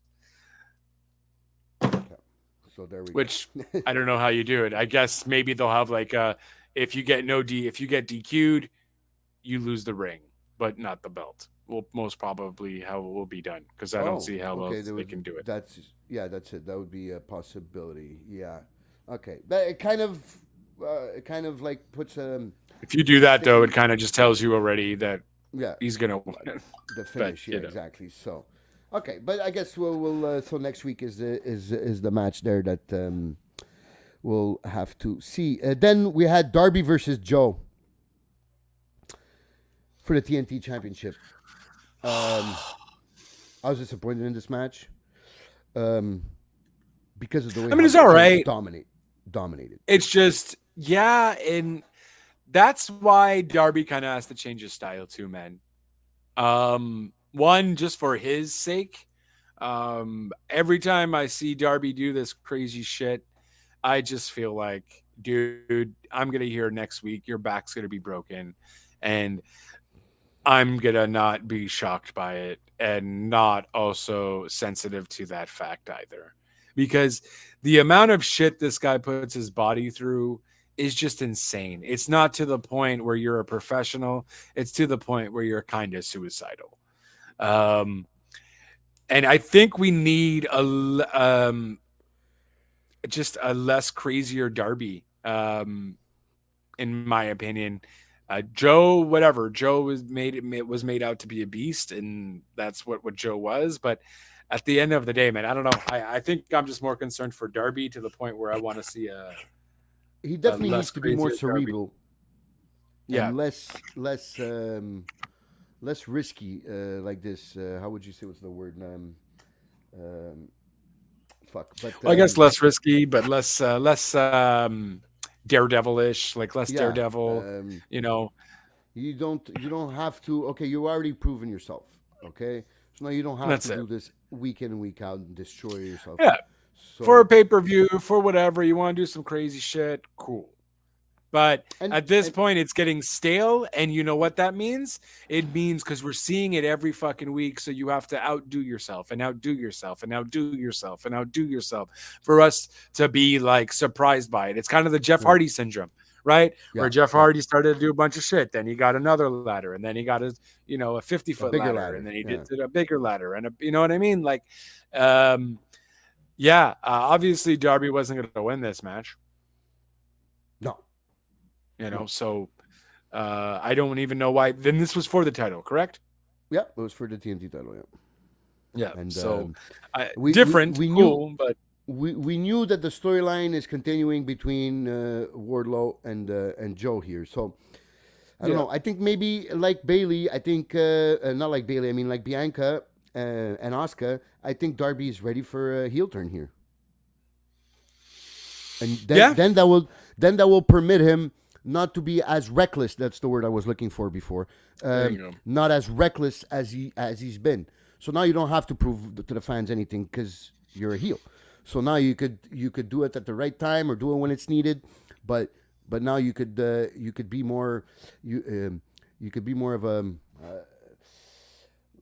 like you could taunt it or you could tease it, but then you don't do Right. it, so the fans really get pissed off, and that could permit you. It gives you more leeway when you're a heel, anyways. So, Yeah, so exactly. I think that's the way to go with Darby because it is running stale, man, and we know the talent behind it.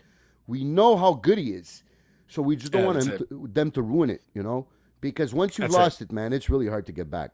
So, so while you still can, please, Darby as a heel, Exactly. Just be more athletic. You know what I mean? If you're not going to turn heel, just be more athletic in the ring in that sense of legit doing moves. Be more cerebral, like yeah, Kid Crazy was saying.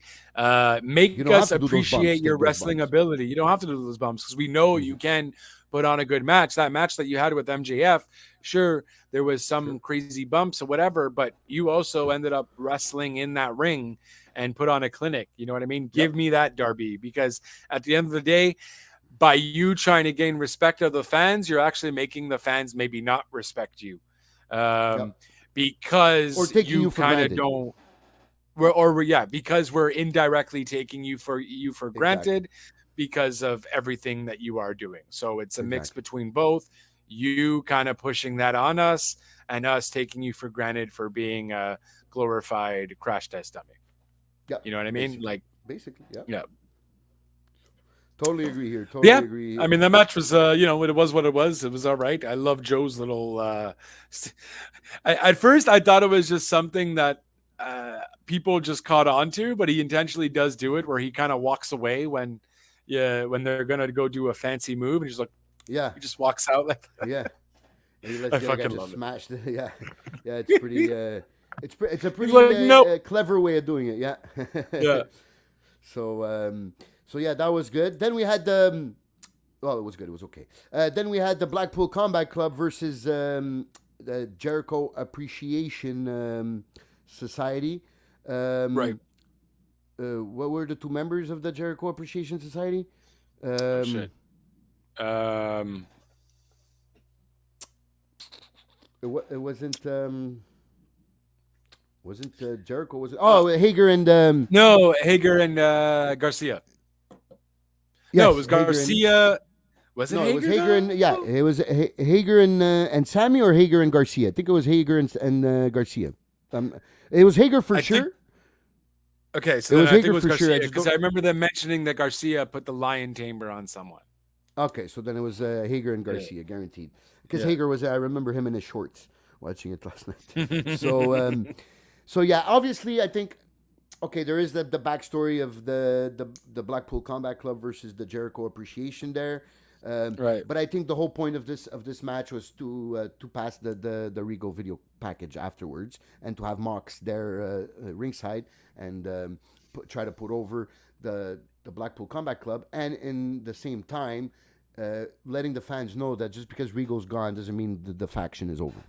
So I think that was the goal here. Yeah.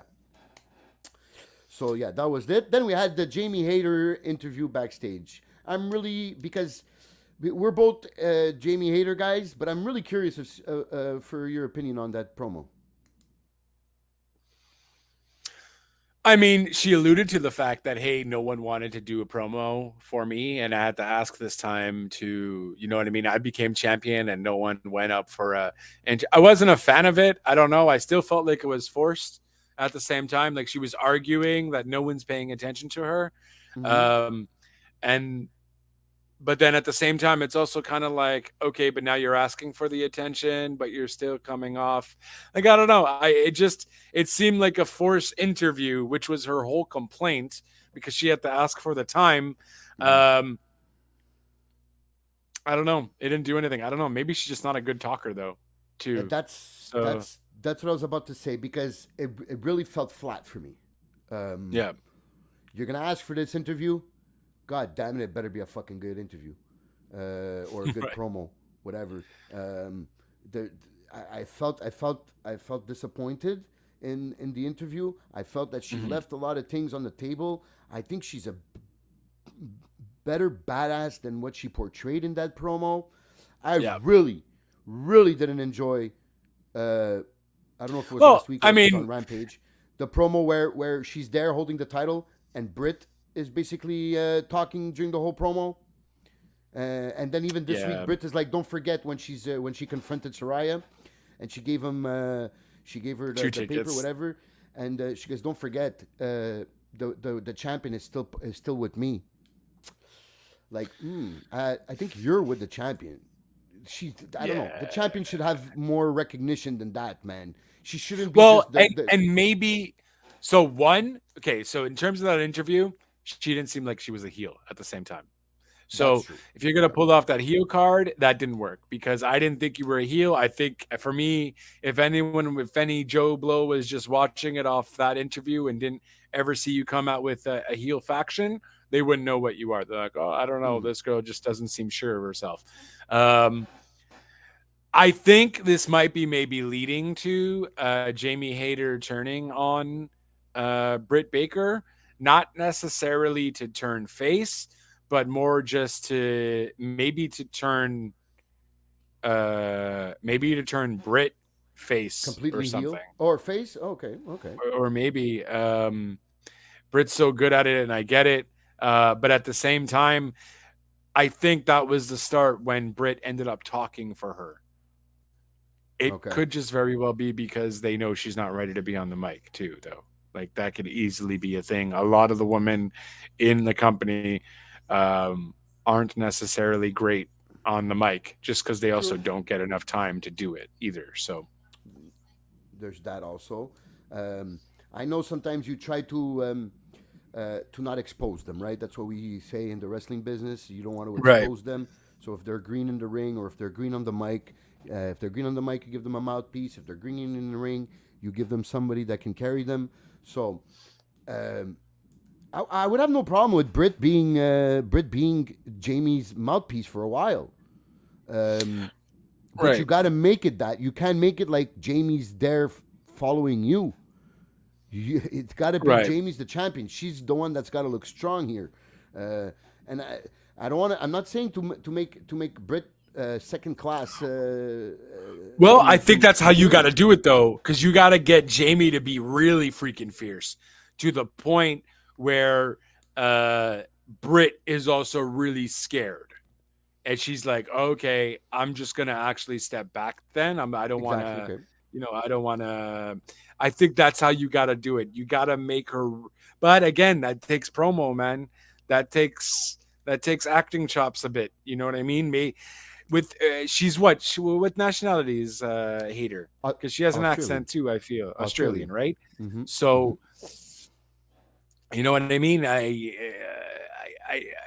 don't, I don't know. Becky made it work, but Becky's had tons of practice. Again, she's not Australian, but Becky's had tons of practice into, perfecting her craft there, and now she's great. But I don't know, man. That takes time. That maybe kind of Tony thing can help out here, and what Tony Storm? I'm saying because Tony Storm, because she's Australian. She's okay with she's okay on the mic. She's not bad. She's not bad. So maybe she can help in this aspect, whether it's behind the scenes in helping Jamie get things out the way they should get out, or maybe it's in the ring with a Tony kind of telling Jamie, listen, you're the champion here. Why are you still standing behind Britt? You know, you're the one who should be on top. You beat me fair and square. You're the champion. You deserve this. You fought for this all your life. Why are you still pandering to Britt? And then maybe that makes her realize that she is. Yeah, that's what she's doing. And maybe then she becomes face. And with the help of Tony putting out the message out there, then she could get the message that what Jamie Hayter's about. Like, she can fuck you up, and she's a badass, and she's not someone to mess with. Yeah, or maybe it's Hayter turning too, right? We could easily see that. I don't know when they're supposed to have the match, but clearly Saraya is going to get Tony on her side. I feel like that's where they're going to go with it. Yeah. I feel so that's probably where they're going to go. Yeah. Hey, Tony Schiavone, you want to be my partner? You want to go? And then Britt just takes Tony away. Yeah. He's like, oh, I don't know. He does it good. He's like, oh, well, I don't know. Okay, come here, Tony. Okay. He deserves more credit for that's Tony. Even on commentary, sometimes he pulls out these things, and they're like, they make him laugh. The other day during a commercial break, they're like, they were kind of ripping each other, Taz and Tony, and right. And then there was like a 30-second, well, maybe not 30-second, but 25-second like silence, and then Excalibur's like, oh, I thought you were gonna go, Tony. Like, man, nah, I'm okay. You guys seem like you're doing the job pretty good, like type of thing. So I laughed. I really enjoyed it. Hey, and then we didn't even notice, but JR wasn't on the show at all. He's not. He's never on Dynamite. Never on Dynamite no more. He doesn't appear for sometimes the main event or the final hour or something like that. No, I don't think so. No, he's only on Rampage now. Oh, okay. Wow. I didn't even realize it. But then now that we're talking about the commentators, I'm like, wow, I didn't even. No, that's it. It's always Taz, Tony, Excalibur, and then maybe Jericho sometimes, and maybe you have anyone else there. But no, JR is not on Dynamite anymore. Oh, okay. I thought it was only when it was big matches they would come on. Or I think maybe too, because JR might be there for the special Dynamites. Oh, okay. So maybe that could be kind of fucking you over. Yeah. So we might see him next week. Okay. Then they had a women's trios match right after that Hayter interview with Jade Cargill. It seems like it's going to be Jade going against what's her name? Hogan? Karen Hogan? Kara Hogan, yep. Yeah, Kiera Hogan. Hogan. Sorry, my God. Kira Hogan. Kira Hogan, yes. Jade and the Baddies defeated Sky Blue and Kira Hogan and Madison Rain. I think that's what they're building towards. The Jade versus her former baddie, right? Hogan there. But it's time. I know we said this. I know we said this with the Nyla Rose match, and it was kind of a next step for Jade, but now she really needs to be the next step. And I don't know. It feels like Hogan's like a step back again, because it feels like that's going to be a squash again. Well, they have no one for her though, bro. Like I don't know what you're gonna do with Jade. Jade is just, she looks too dominant. The only one that seemed convincing enough was maybe Nyla. I don't know, like Ruby, maybe you can get Ruby, but Ruby doesn't necessarily. Ruby's more skillful in the ring, so maybe Ruby could work. I don't know. I don't know how you make her defeat her streak, though. It has to be someone big. So yes, the payoff has to be huge. But I mean, you don't have to make her. You don't have to make her lose. I'm saying just make her go through that next phase of having harder matches, having more of a technical style wrestling match. Make people say, okay, we see the improvement here. We're seeing how good. But I don't think Jade. I don't think you can do that with Jade. I don't think she's that technical. Well, she's a powerhouse. She's more of a powerhouse. I don't mean like a clinic. I mean you don't mean like. Okay. I mean like I know she's not going to start doing the hip tosses and the reversals and all that. But I mean, have somebody that can carry her in the ring, that can make her look good. And so now people are seeing, okay, now we see that she can put on these 20-minute 15 20-minute matches. I see the progress here. And then because then that just makes the person who takes the belt away from her even more prestigious that you beat, because then she went through this evolution of as champion in all these days, as consecutive champion, that now this, okay, she actually beat this one. She beat this one. It's like, oh my God, who's gonna beat Jade? There's nobody left, and then this person shows up and beats her.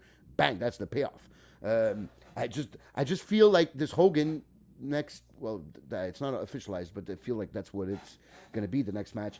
That I feel it's a step back for her from Nyla Rose. That's what I. Well, I don't know. Who do you think Bow Wow's person is gonna be? Because Bow Wow's supposed to be bringing someone, right? Is that just a one-off? Is that a new signee? Is that a? I thought it was going to be Ruby, I don't know, but obviously Ruby coming back, so it's not going to be Ruby because Ruby just came back. JAS there or Tamello there? Yeah, what's her name? Anna Jay, right?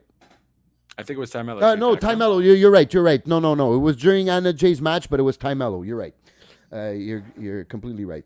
Yeah, so it won't be Ruby. Will it be a new signee? It has to be either a new signee or somebody that's been out for a while. Right. So I don't see it being Thunder Rosa. She just vacated the belt officially. So I don't see that being the case. I mean, unless she is ready to come back, then that'd be still kind of cool. Whatever. She doesn't go after the her world title. She goes after the TBS. But no, I think you need someone new.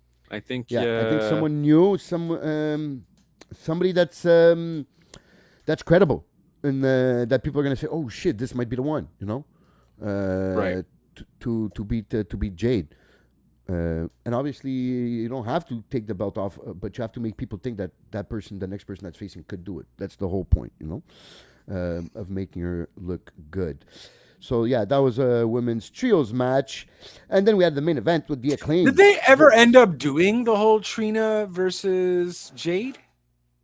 Oh, who? The bad bitch from Miami? Yeah. But no, I think they even joined, like, after the match, they even, like, joined. Okay, but she's, like, not there anymore, right? Like, No. She was kind of like the celebrity appearance just for Full Gear. Yeah. Okay. Type of thing or whatever it was, and then after they, it wasn't Full Gear, whatever that match was against, I think it was. But she wasn't in the match. No. She was at the ringside, and then after the match, she came in and she raised Jade's hand, type of thing, meaning she was the real baddie from Miami, I guess. So then it was the main event, Acclaimed versus FTR, like we've talked about earlier. I really enjoyed the match. It was really, I'm okay with the finish. I'm okay how it finished. Yeah. I'm even okay with them leaving a bit on the table for a future match, because then we know that there is going to be a future match, because FTR eventually you're going to have to take these fucking titles. I don't know when it's. That's what I'm thinking. Yeah, that's what I'm thinking. Eventually, it's gonna have to happen. Their contracts are running out soon. I mean, I don't know though. This, they might be. Their contracts are not running out soon. They just re-signed, no? Oh, did they? Or are they still doing? Well, didn't they? Did they not have a contract in the summer? And unless they're still doing appearance by appearance, I imagine they re-signed. Appearance by appearance, but I think they signed an extension, but it might not be too long. Oh, I think it might be until April or March. April or May, sorry. I think I remember reading that. I'm not 100% sure, but I don't think it's on appearance by appearance anymore. Okay. Because I don't know, man. With the whole news of us potentially learning more about the ROH TV deal after Final Battle, I don't know. I feel like maybe the Briscoes might be taking it. And if there is an ROH TV deal, you might see the Briscoes on the ROH side.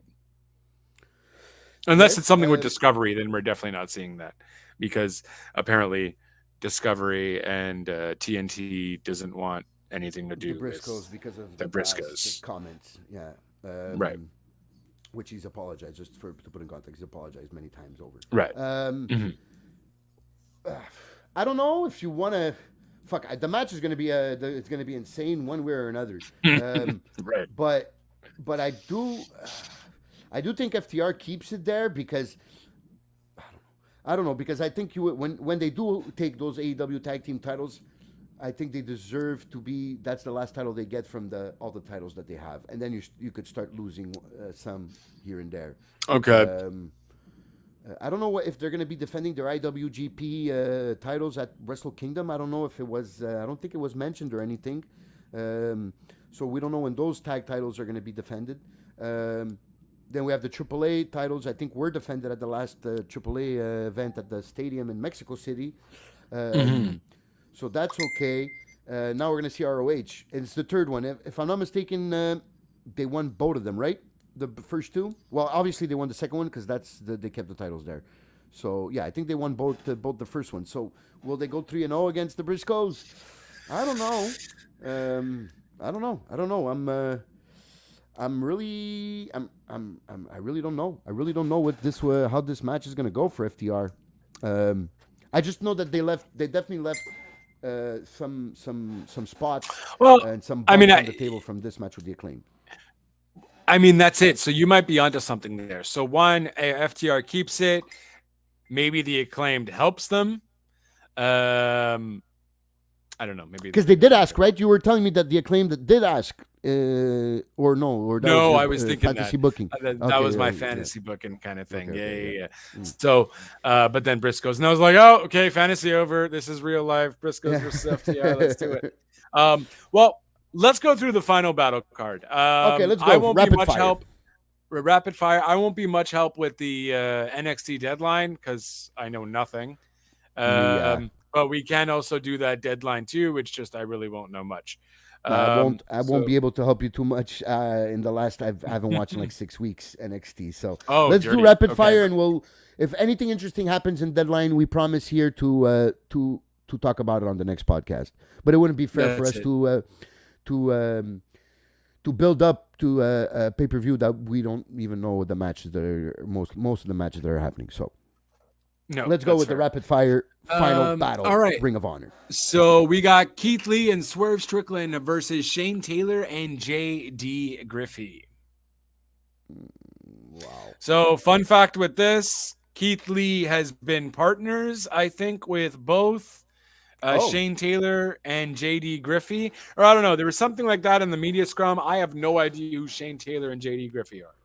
So they're ROH people apparently. I think I've heard Shane Taylor's name before, but I wouldn't be able to tell you who he is though.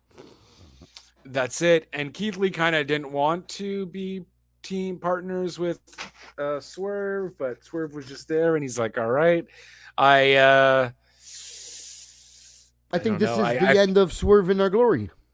I think this might be just the end of Swerve in Our Glory, and they're going to maybe hit it off with this is going to be the start of their feud, perhaps. Yeah. So I'll go with Shane Taylor and JD Griffey winning. It is an ROH pay-per-view, so it makes sense for them to win. Tony did mention you're going to see a lot less ROH stuff on AEW now. Again, that might be because of a TV deal, or that could just be because, hey, I mean, it has to be. That's the only reason why. I mean, that would be the only reason why you're going to have a lot less ROH stuff. Yes. Because of the AEW, because you have a thing. Or else coming. You're just going to kill the ROH momentum here. If you just don't talk about them and they don't do nothing on Dynamite, and then they only have a TV deal coming in March or whatever. Ooh, when you don't talk about something, people forget about it and they care less about it. So. That's it. That would be the only reason I'd see why they would talk less and appear less on AEW television. But yeah, I agree with you. I'll go with Shane Taylor and his partner there. Perfect. So we're in agreement there. Then you got Dalton Castle and the Boys versus Brian Cage and Gates of Agony. This is going to be a fire match regardless. Is that a trios match or is it the Castle versus... Well, it's a 6-man tag team for the 6-man tag team championship. for the ROH six-man tag team championships. Yeah. Okay. This will be a fire match. I think they keep it on the Castle Boys there. I think they would keep it on the Castle Boys. Dalton Castle is very much over for the ROH brand. He's a phenomenal wrestler as well. He doesn't look like it if you just first see him or you look at his entrance, but that's all deceiving. Once that man gets in that ring, he's freaking fire. Fuego. Oh, yeah. I absolutely loved his last match on AEW there. And he's like one of those people you don't think he can do much, but then he gets in that ring and you're just like, oh, now I remember. Okay. Give me more. That charisma. He has that charisma that you're like, oh, wow, that's a lot. That's a lot to take in. And then he's in the ring and he backs it up in the ring. So I really didn't expect it. I like you. When I saw him come out for the first time, I'm like, okay, who the fuck is this guy, man? And wow, did he impress me? Give me a good first impression. So I think they keep the belts here. Even though I like Brian Cage also, I think the other guys are more over, and I think to start this new ROH, you would rather have the other guys as your trios champion there in ROH. That's it. And Gates of Agony are technically ROH, signed with ROH? Yep. Or no? Yeah? Okay. That's the Brian Cage faction? Yeah. Yeah. They're ROH people. Officially ROH. They're ROH guys, even Brian Cage. Oh, we've been seeing him more on Dynamite recently, but he was transitioned to official ROH. Well, yeah, because he's Prince Papa there, whatever his name is, or was mixing my stables? Prince, the guy. Wait, he was, yes, exactly. He was part of what was supposed to be the stable with Tully Blanchard, right? Exactly. But now it's that other guy, that black guy. I forgot his name, but I think you're right. It's Prince something, yeah.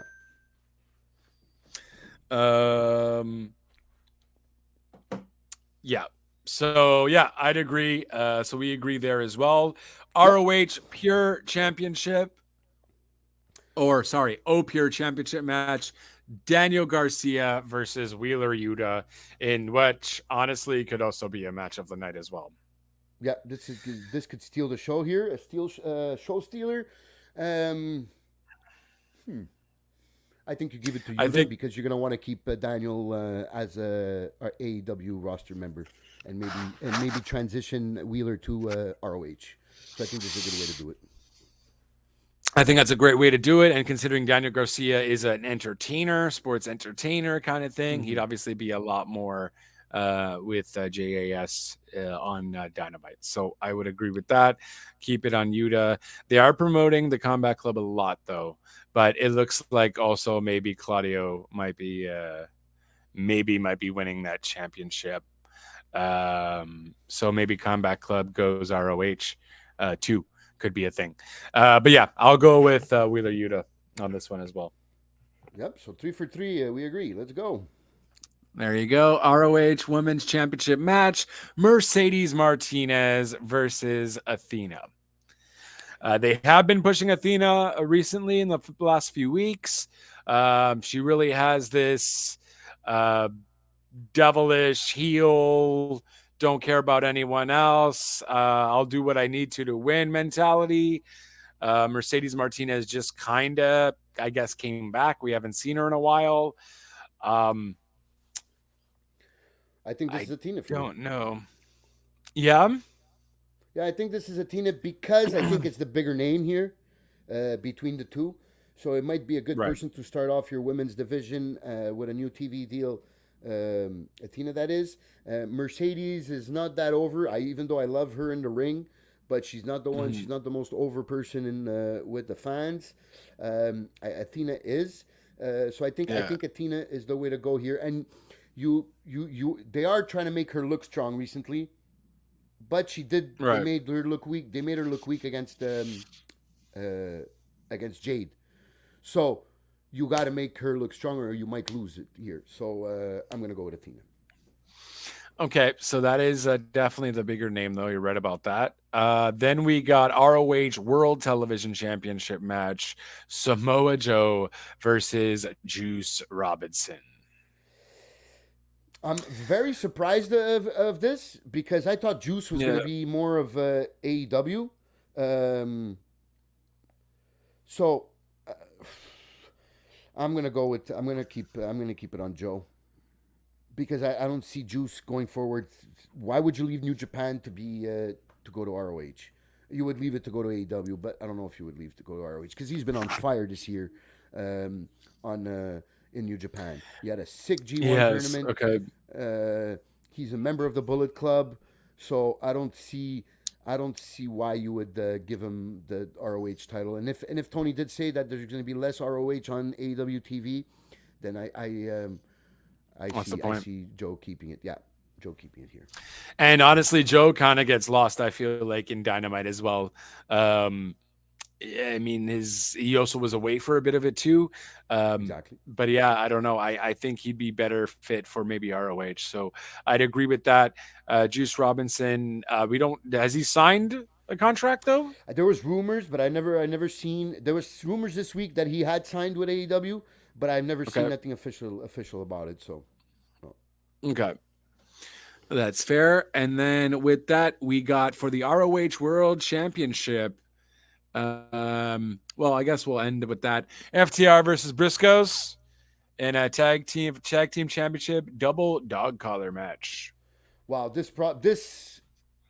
take out any other show stealer. This is definitely going to steal the show, no matter what other good matches have. When we say show stealer, we mean after this one, because exactly. That's exactly what we're trying to say for here. Sure. So this is going to be match of the night, another contender probably for match of the year.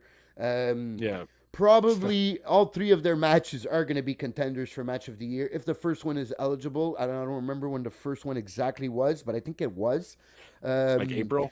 I think it was April. So I think it was. So they might be the first two tag teams to have three matches as eligible for match of the year here. So that's pretty insane. I think there's going to be a lot of blood in this match. I want to see. I've never seen a tag team dog collar match. So that's what I'm saying. I think that's fairly new.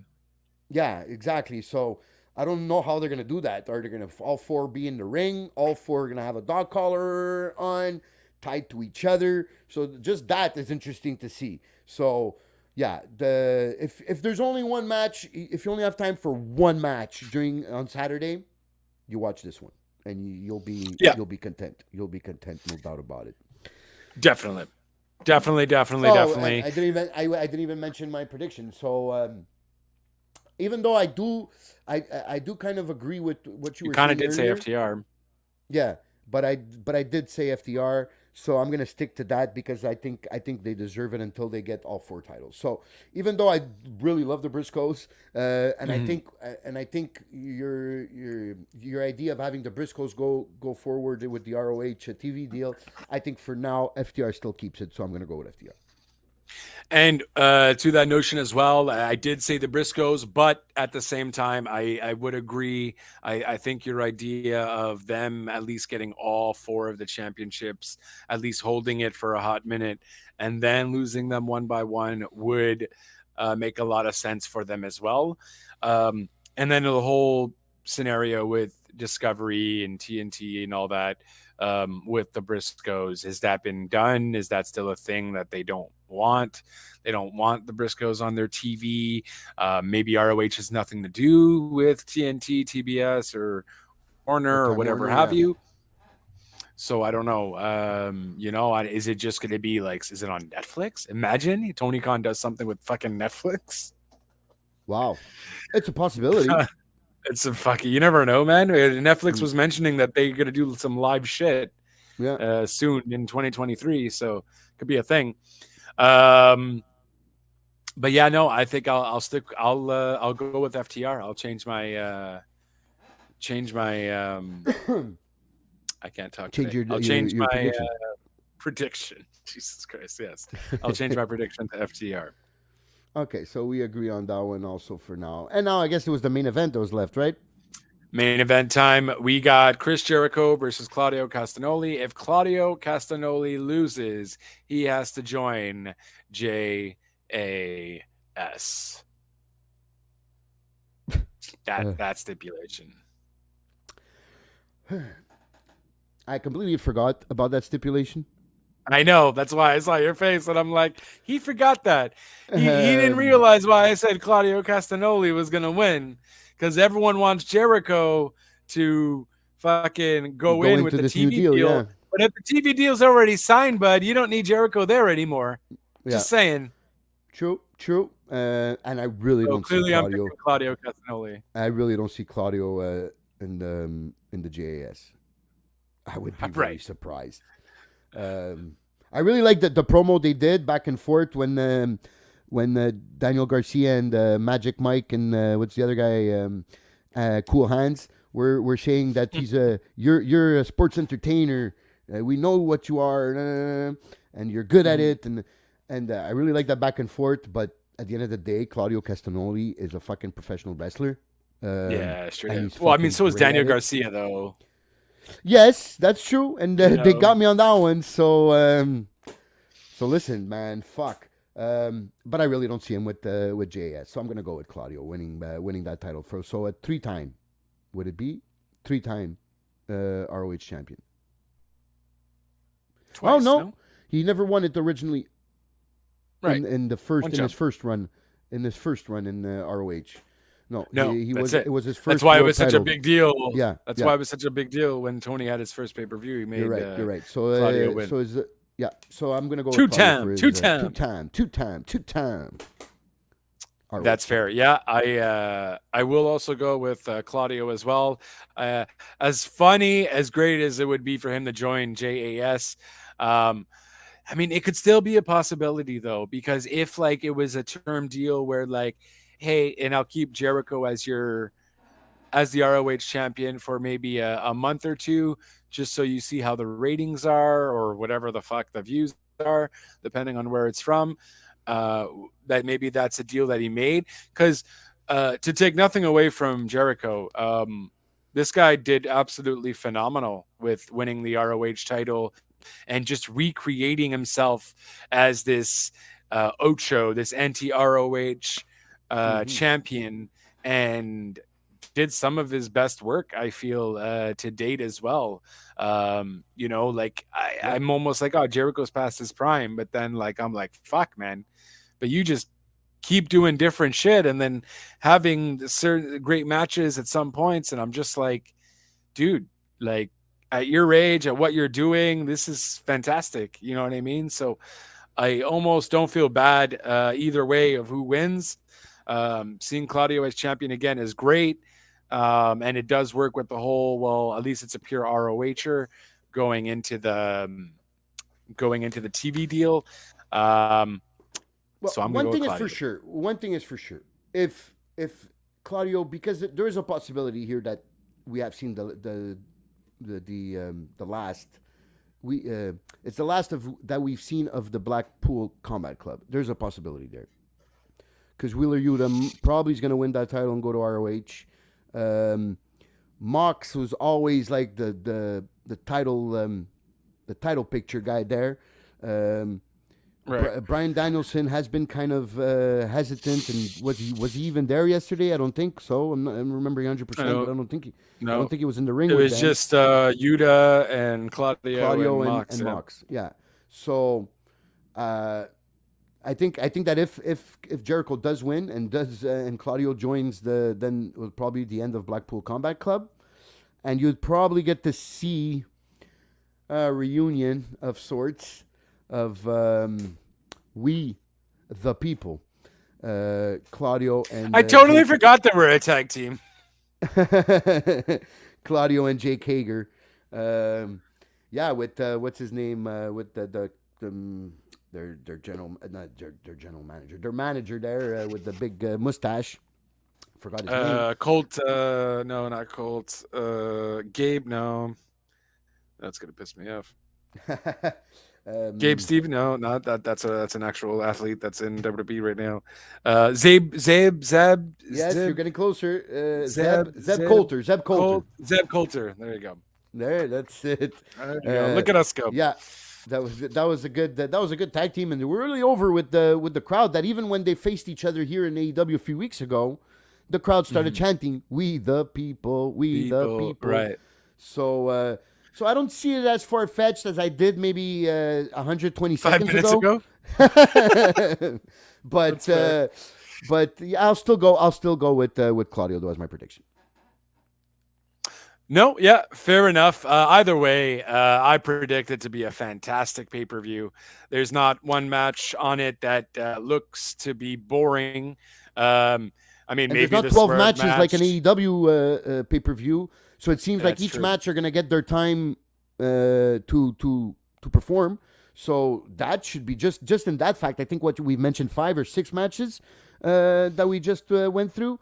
So Yeah. in a almost 3-hour pay-per-view, now we're talking about some good quality matches. So I think for anybody that loves wrestling and that loves the art of wrestling, and not just the storytelling, but the art of the wrestling in between the four corners, should definitely watch this pay-per-view. And I would definitely watch ROH live, just for the simple fact that NXT is on the WWE Network. You can watch it at any time. Yes, So if you're already a fan of the network, watch ROH live. Appreciate the good wrestling. Mind you, NXT does look fire, maybe with the Soul Survivor matches. That gimmick should be interesting to watch. The men's match looks fantastic. You got JD McDonough on there. It's the only name that can just JD McDonough. McDonough is fantastic. And but I remember no, not Dandonoff, Dragunov is also on there as well. And I feel like Carmelo Hayes, but I might be wrong. Either way, the Iron Survivor match for both men and women do look pretty good. And then the other matches on the card look okay. But ultimately, as a whole card together, ROH's Final Battle does look pretty pristine. And you do also have a 0 hour as well. So there's probably going to be more matches announced by a bell drop for 0 hour. It's at 3:00. So there's probably a few more matches that are going to be on there as well. 3 o'clock And it's Eastern. I totally agree, and I'm telling people to if you're gonna order it, this is the one to order it live and watch live. And plus, it's always good to support your smaller and not so much independent anymore, but your smaller companies or your startup wrestling companies. Not so much a startup either. Yes. No, it's not independent no more, and it's not a startup. Not a startup. It's not a small company. Or the reboot. Let's say call it reboot. Reboot is fair, right? That's fair. Reboot That's is fair. fair. So support this reboot. So whoever is picking up this TV deal gets good numbers. I think this will be. The last one already beat the record for the most pay-per-view buys. I think this one will beat it again.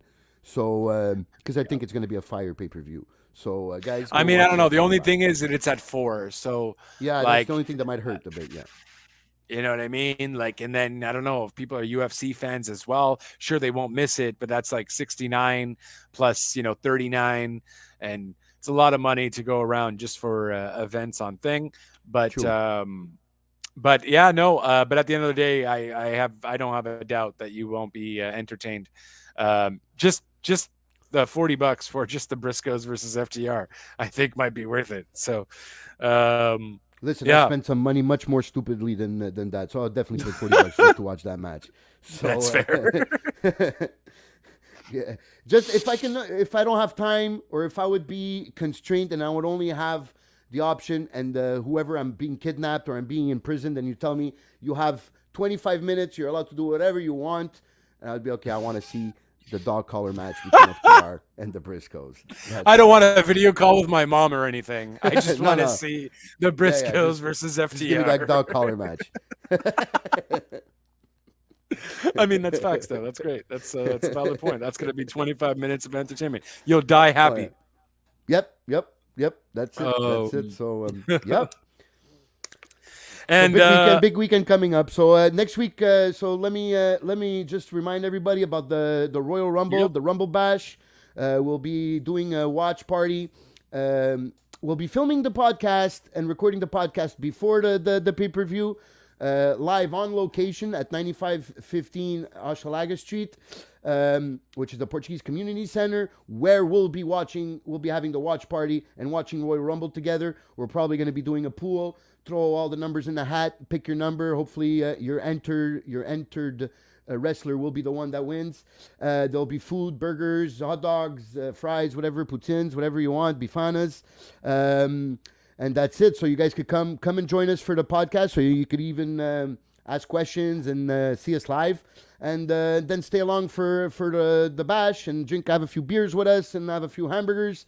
And we'll debate and disagree on who should be the world title, or if we're going to see The Rock at WrestleMania, or we might see him at Royal Rumble. So you never know. That's even a possibility. So don't forget, that's January 28th. 7 p.m. will be the pay-per-view. We'll be filming the podcast probably around 5, just to be safe, more or less. So everybody is welcome. You don't need to reserve, but we'd like to know, have an idea of how many people are coming. So logistically, we can prepare better for you guys, and everything will be on point. So just maybe send us a DM or a private message or which way you want, just letting us know that you'll be there, or that you would like to be there, because we never know about things that we can't predict or things that are happening that we can know. But just tell us that your intent of coming. It will give us an idea of how many people will show up, and that's it. And next week, yes, that's what I wanted to say. Next week we should be back at full force. Or at least with one more of our members back, and soon we should be getting back to our usual posting. It's been a bit hard with sickness, viruses around, work has been really heavy for all of us, so we apologize for that, and we'll try to do better. So that's it. So I think JLB can send us home. Fair enough. So that's it. Thank you once again, Kid Crazy, for joining me here to talk some wrestling. We certainly have a lot of wrestling this weekend. We hope you guys do enjoy it as well. Please feel free to let us know what you're watching and why. Are you watching both? Do you have 2 TVs set up like a crazy person? Let us know. Down in the comments down below in the doobly-doos. You can, of course, look at all of our socials at WTN Wrestling, except on Twitch, where it's WTN_Wrestling Talk Now. And, it's all there.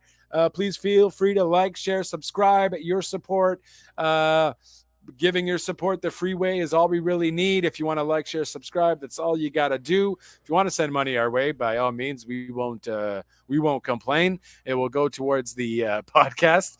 And that is pretty much it. So do enjoy this weekend, and we will be back doing it again, hopefully in full force next week as we run it all down again. So until next time, ciao for now.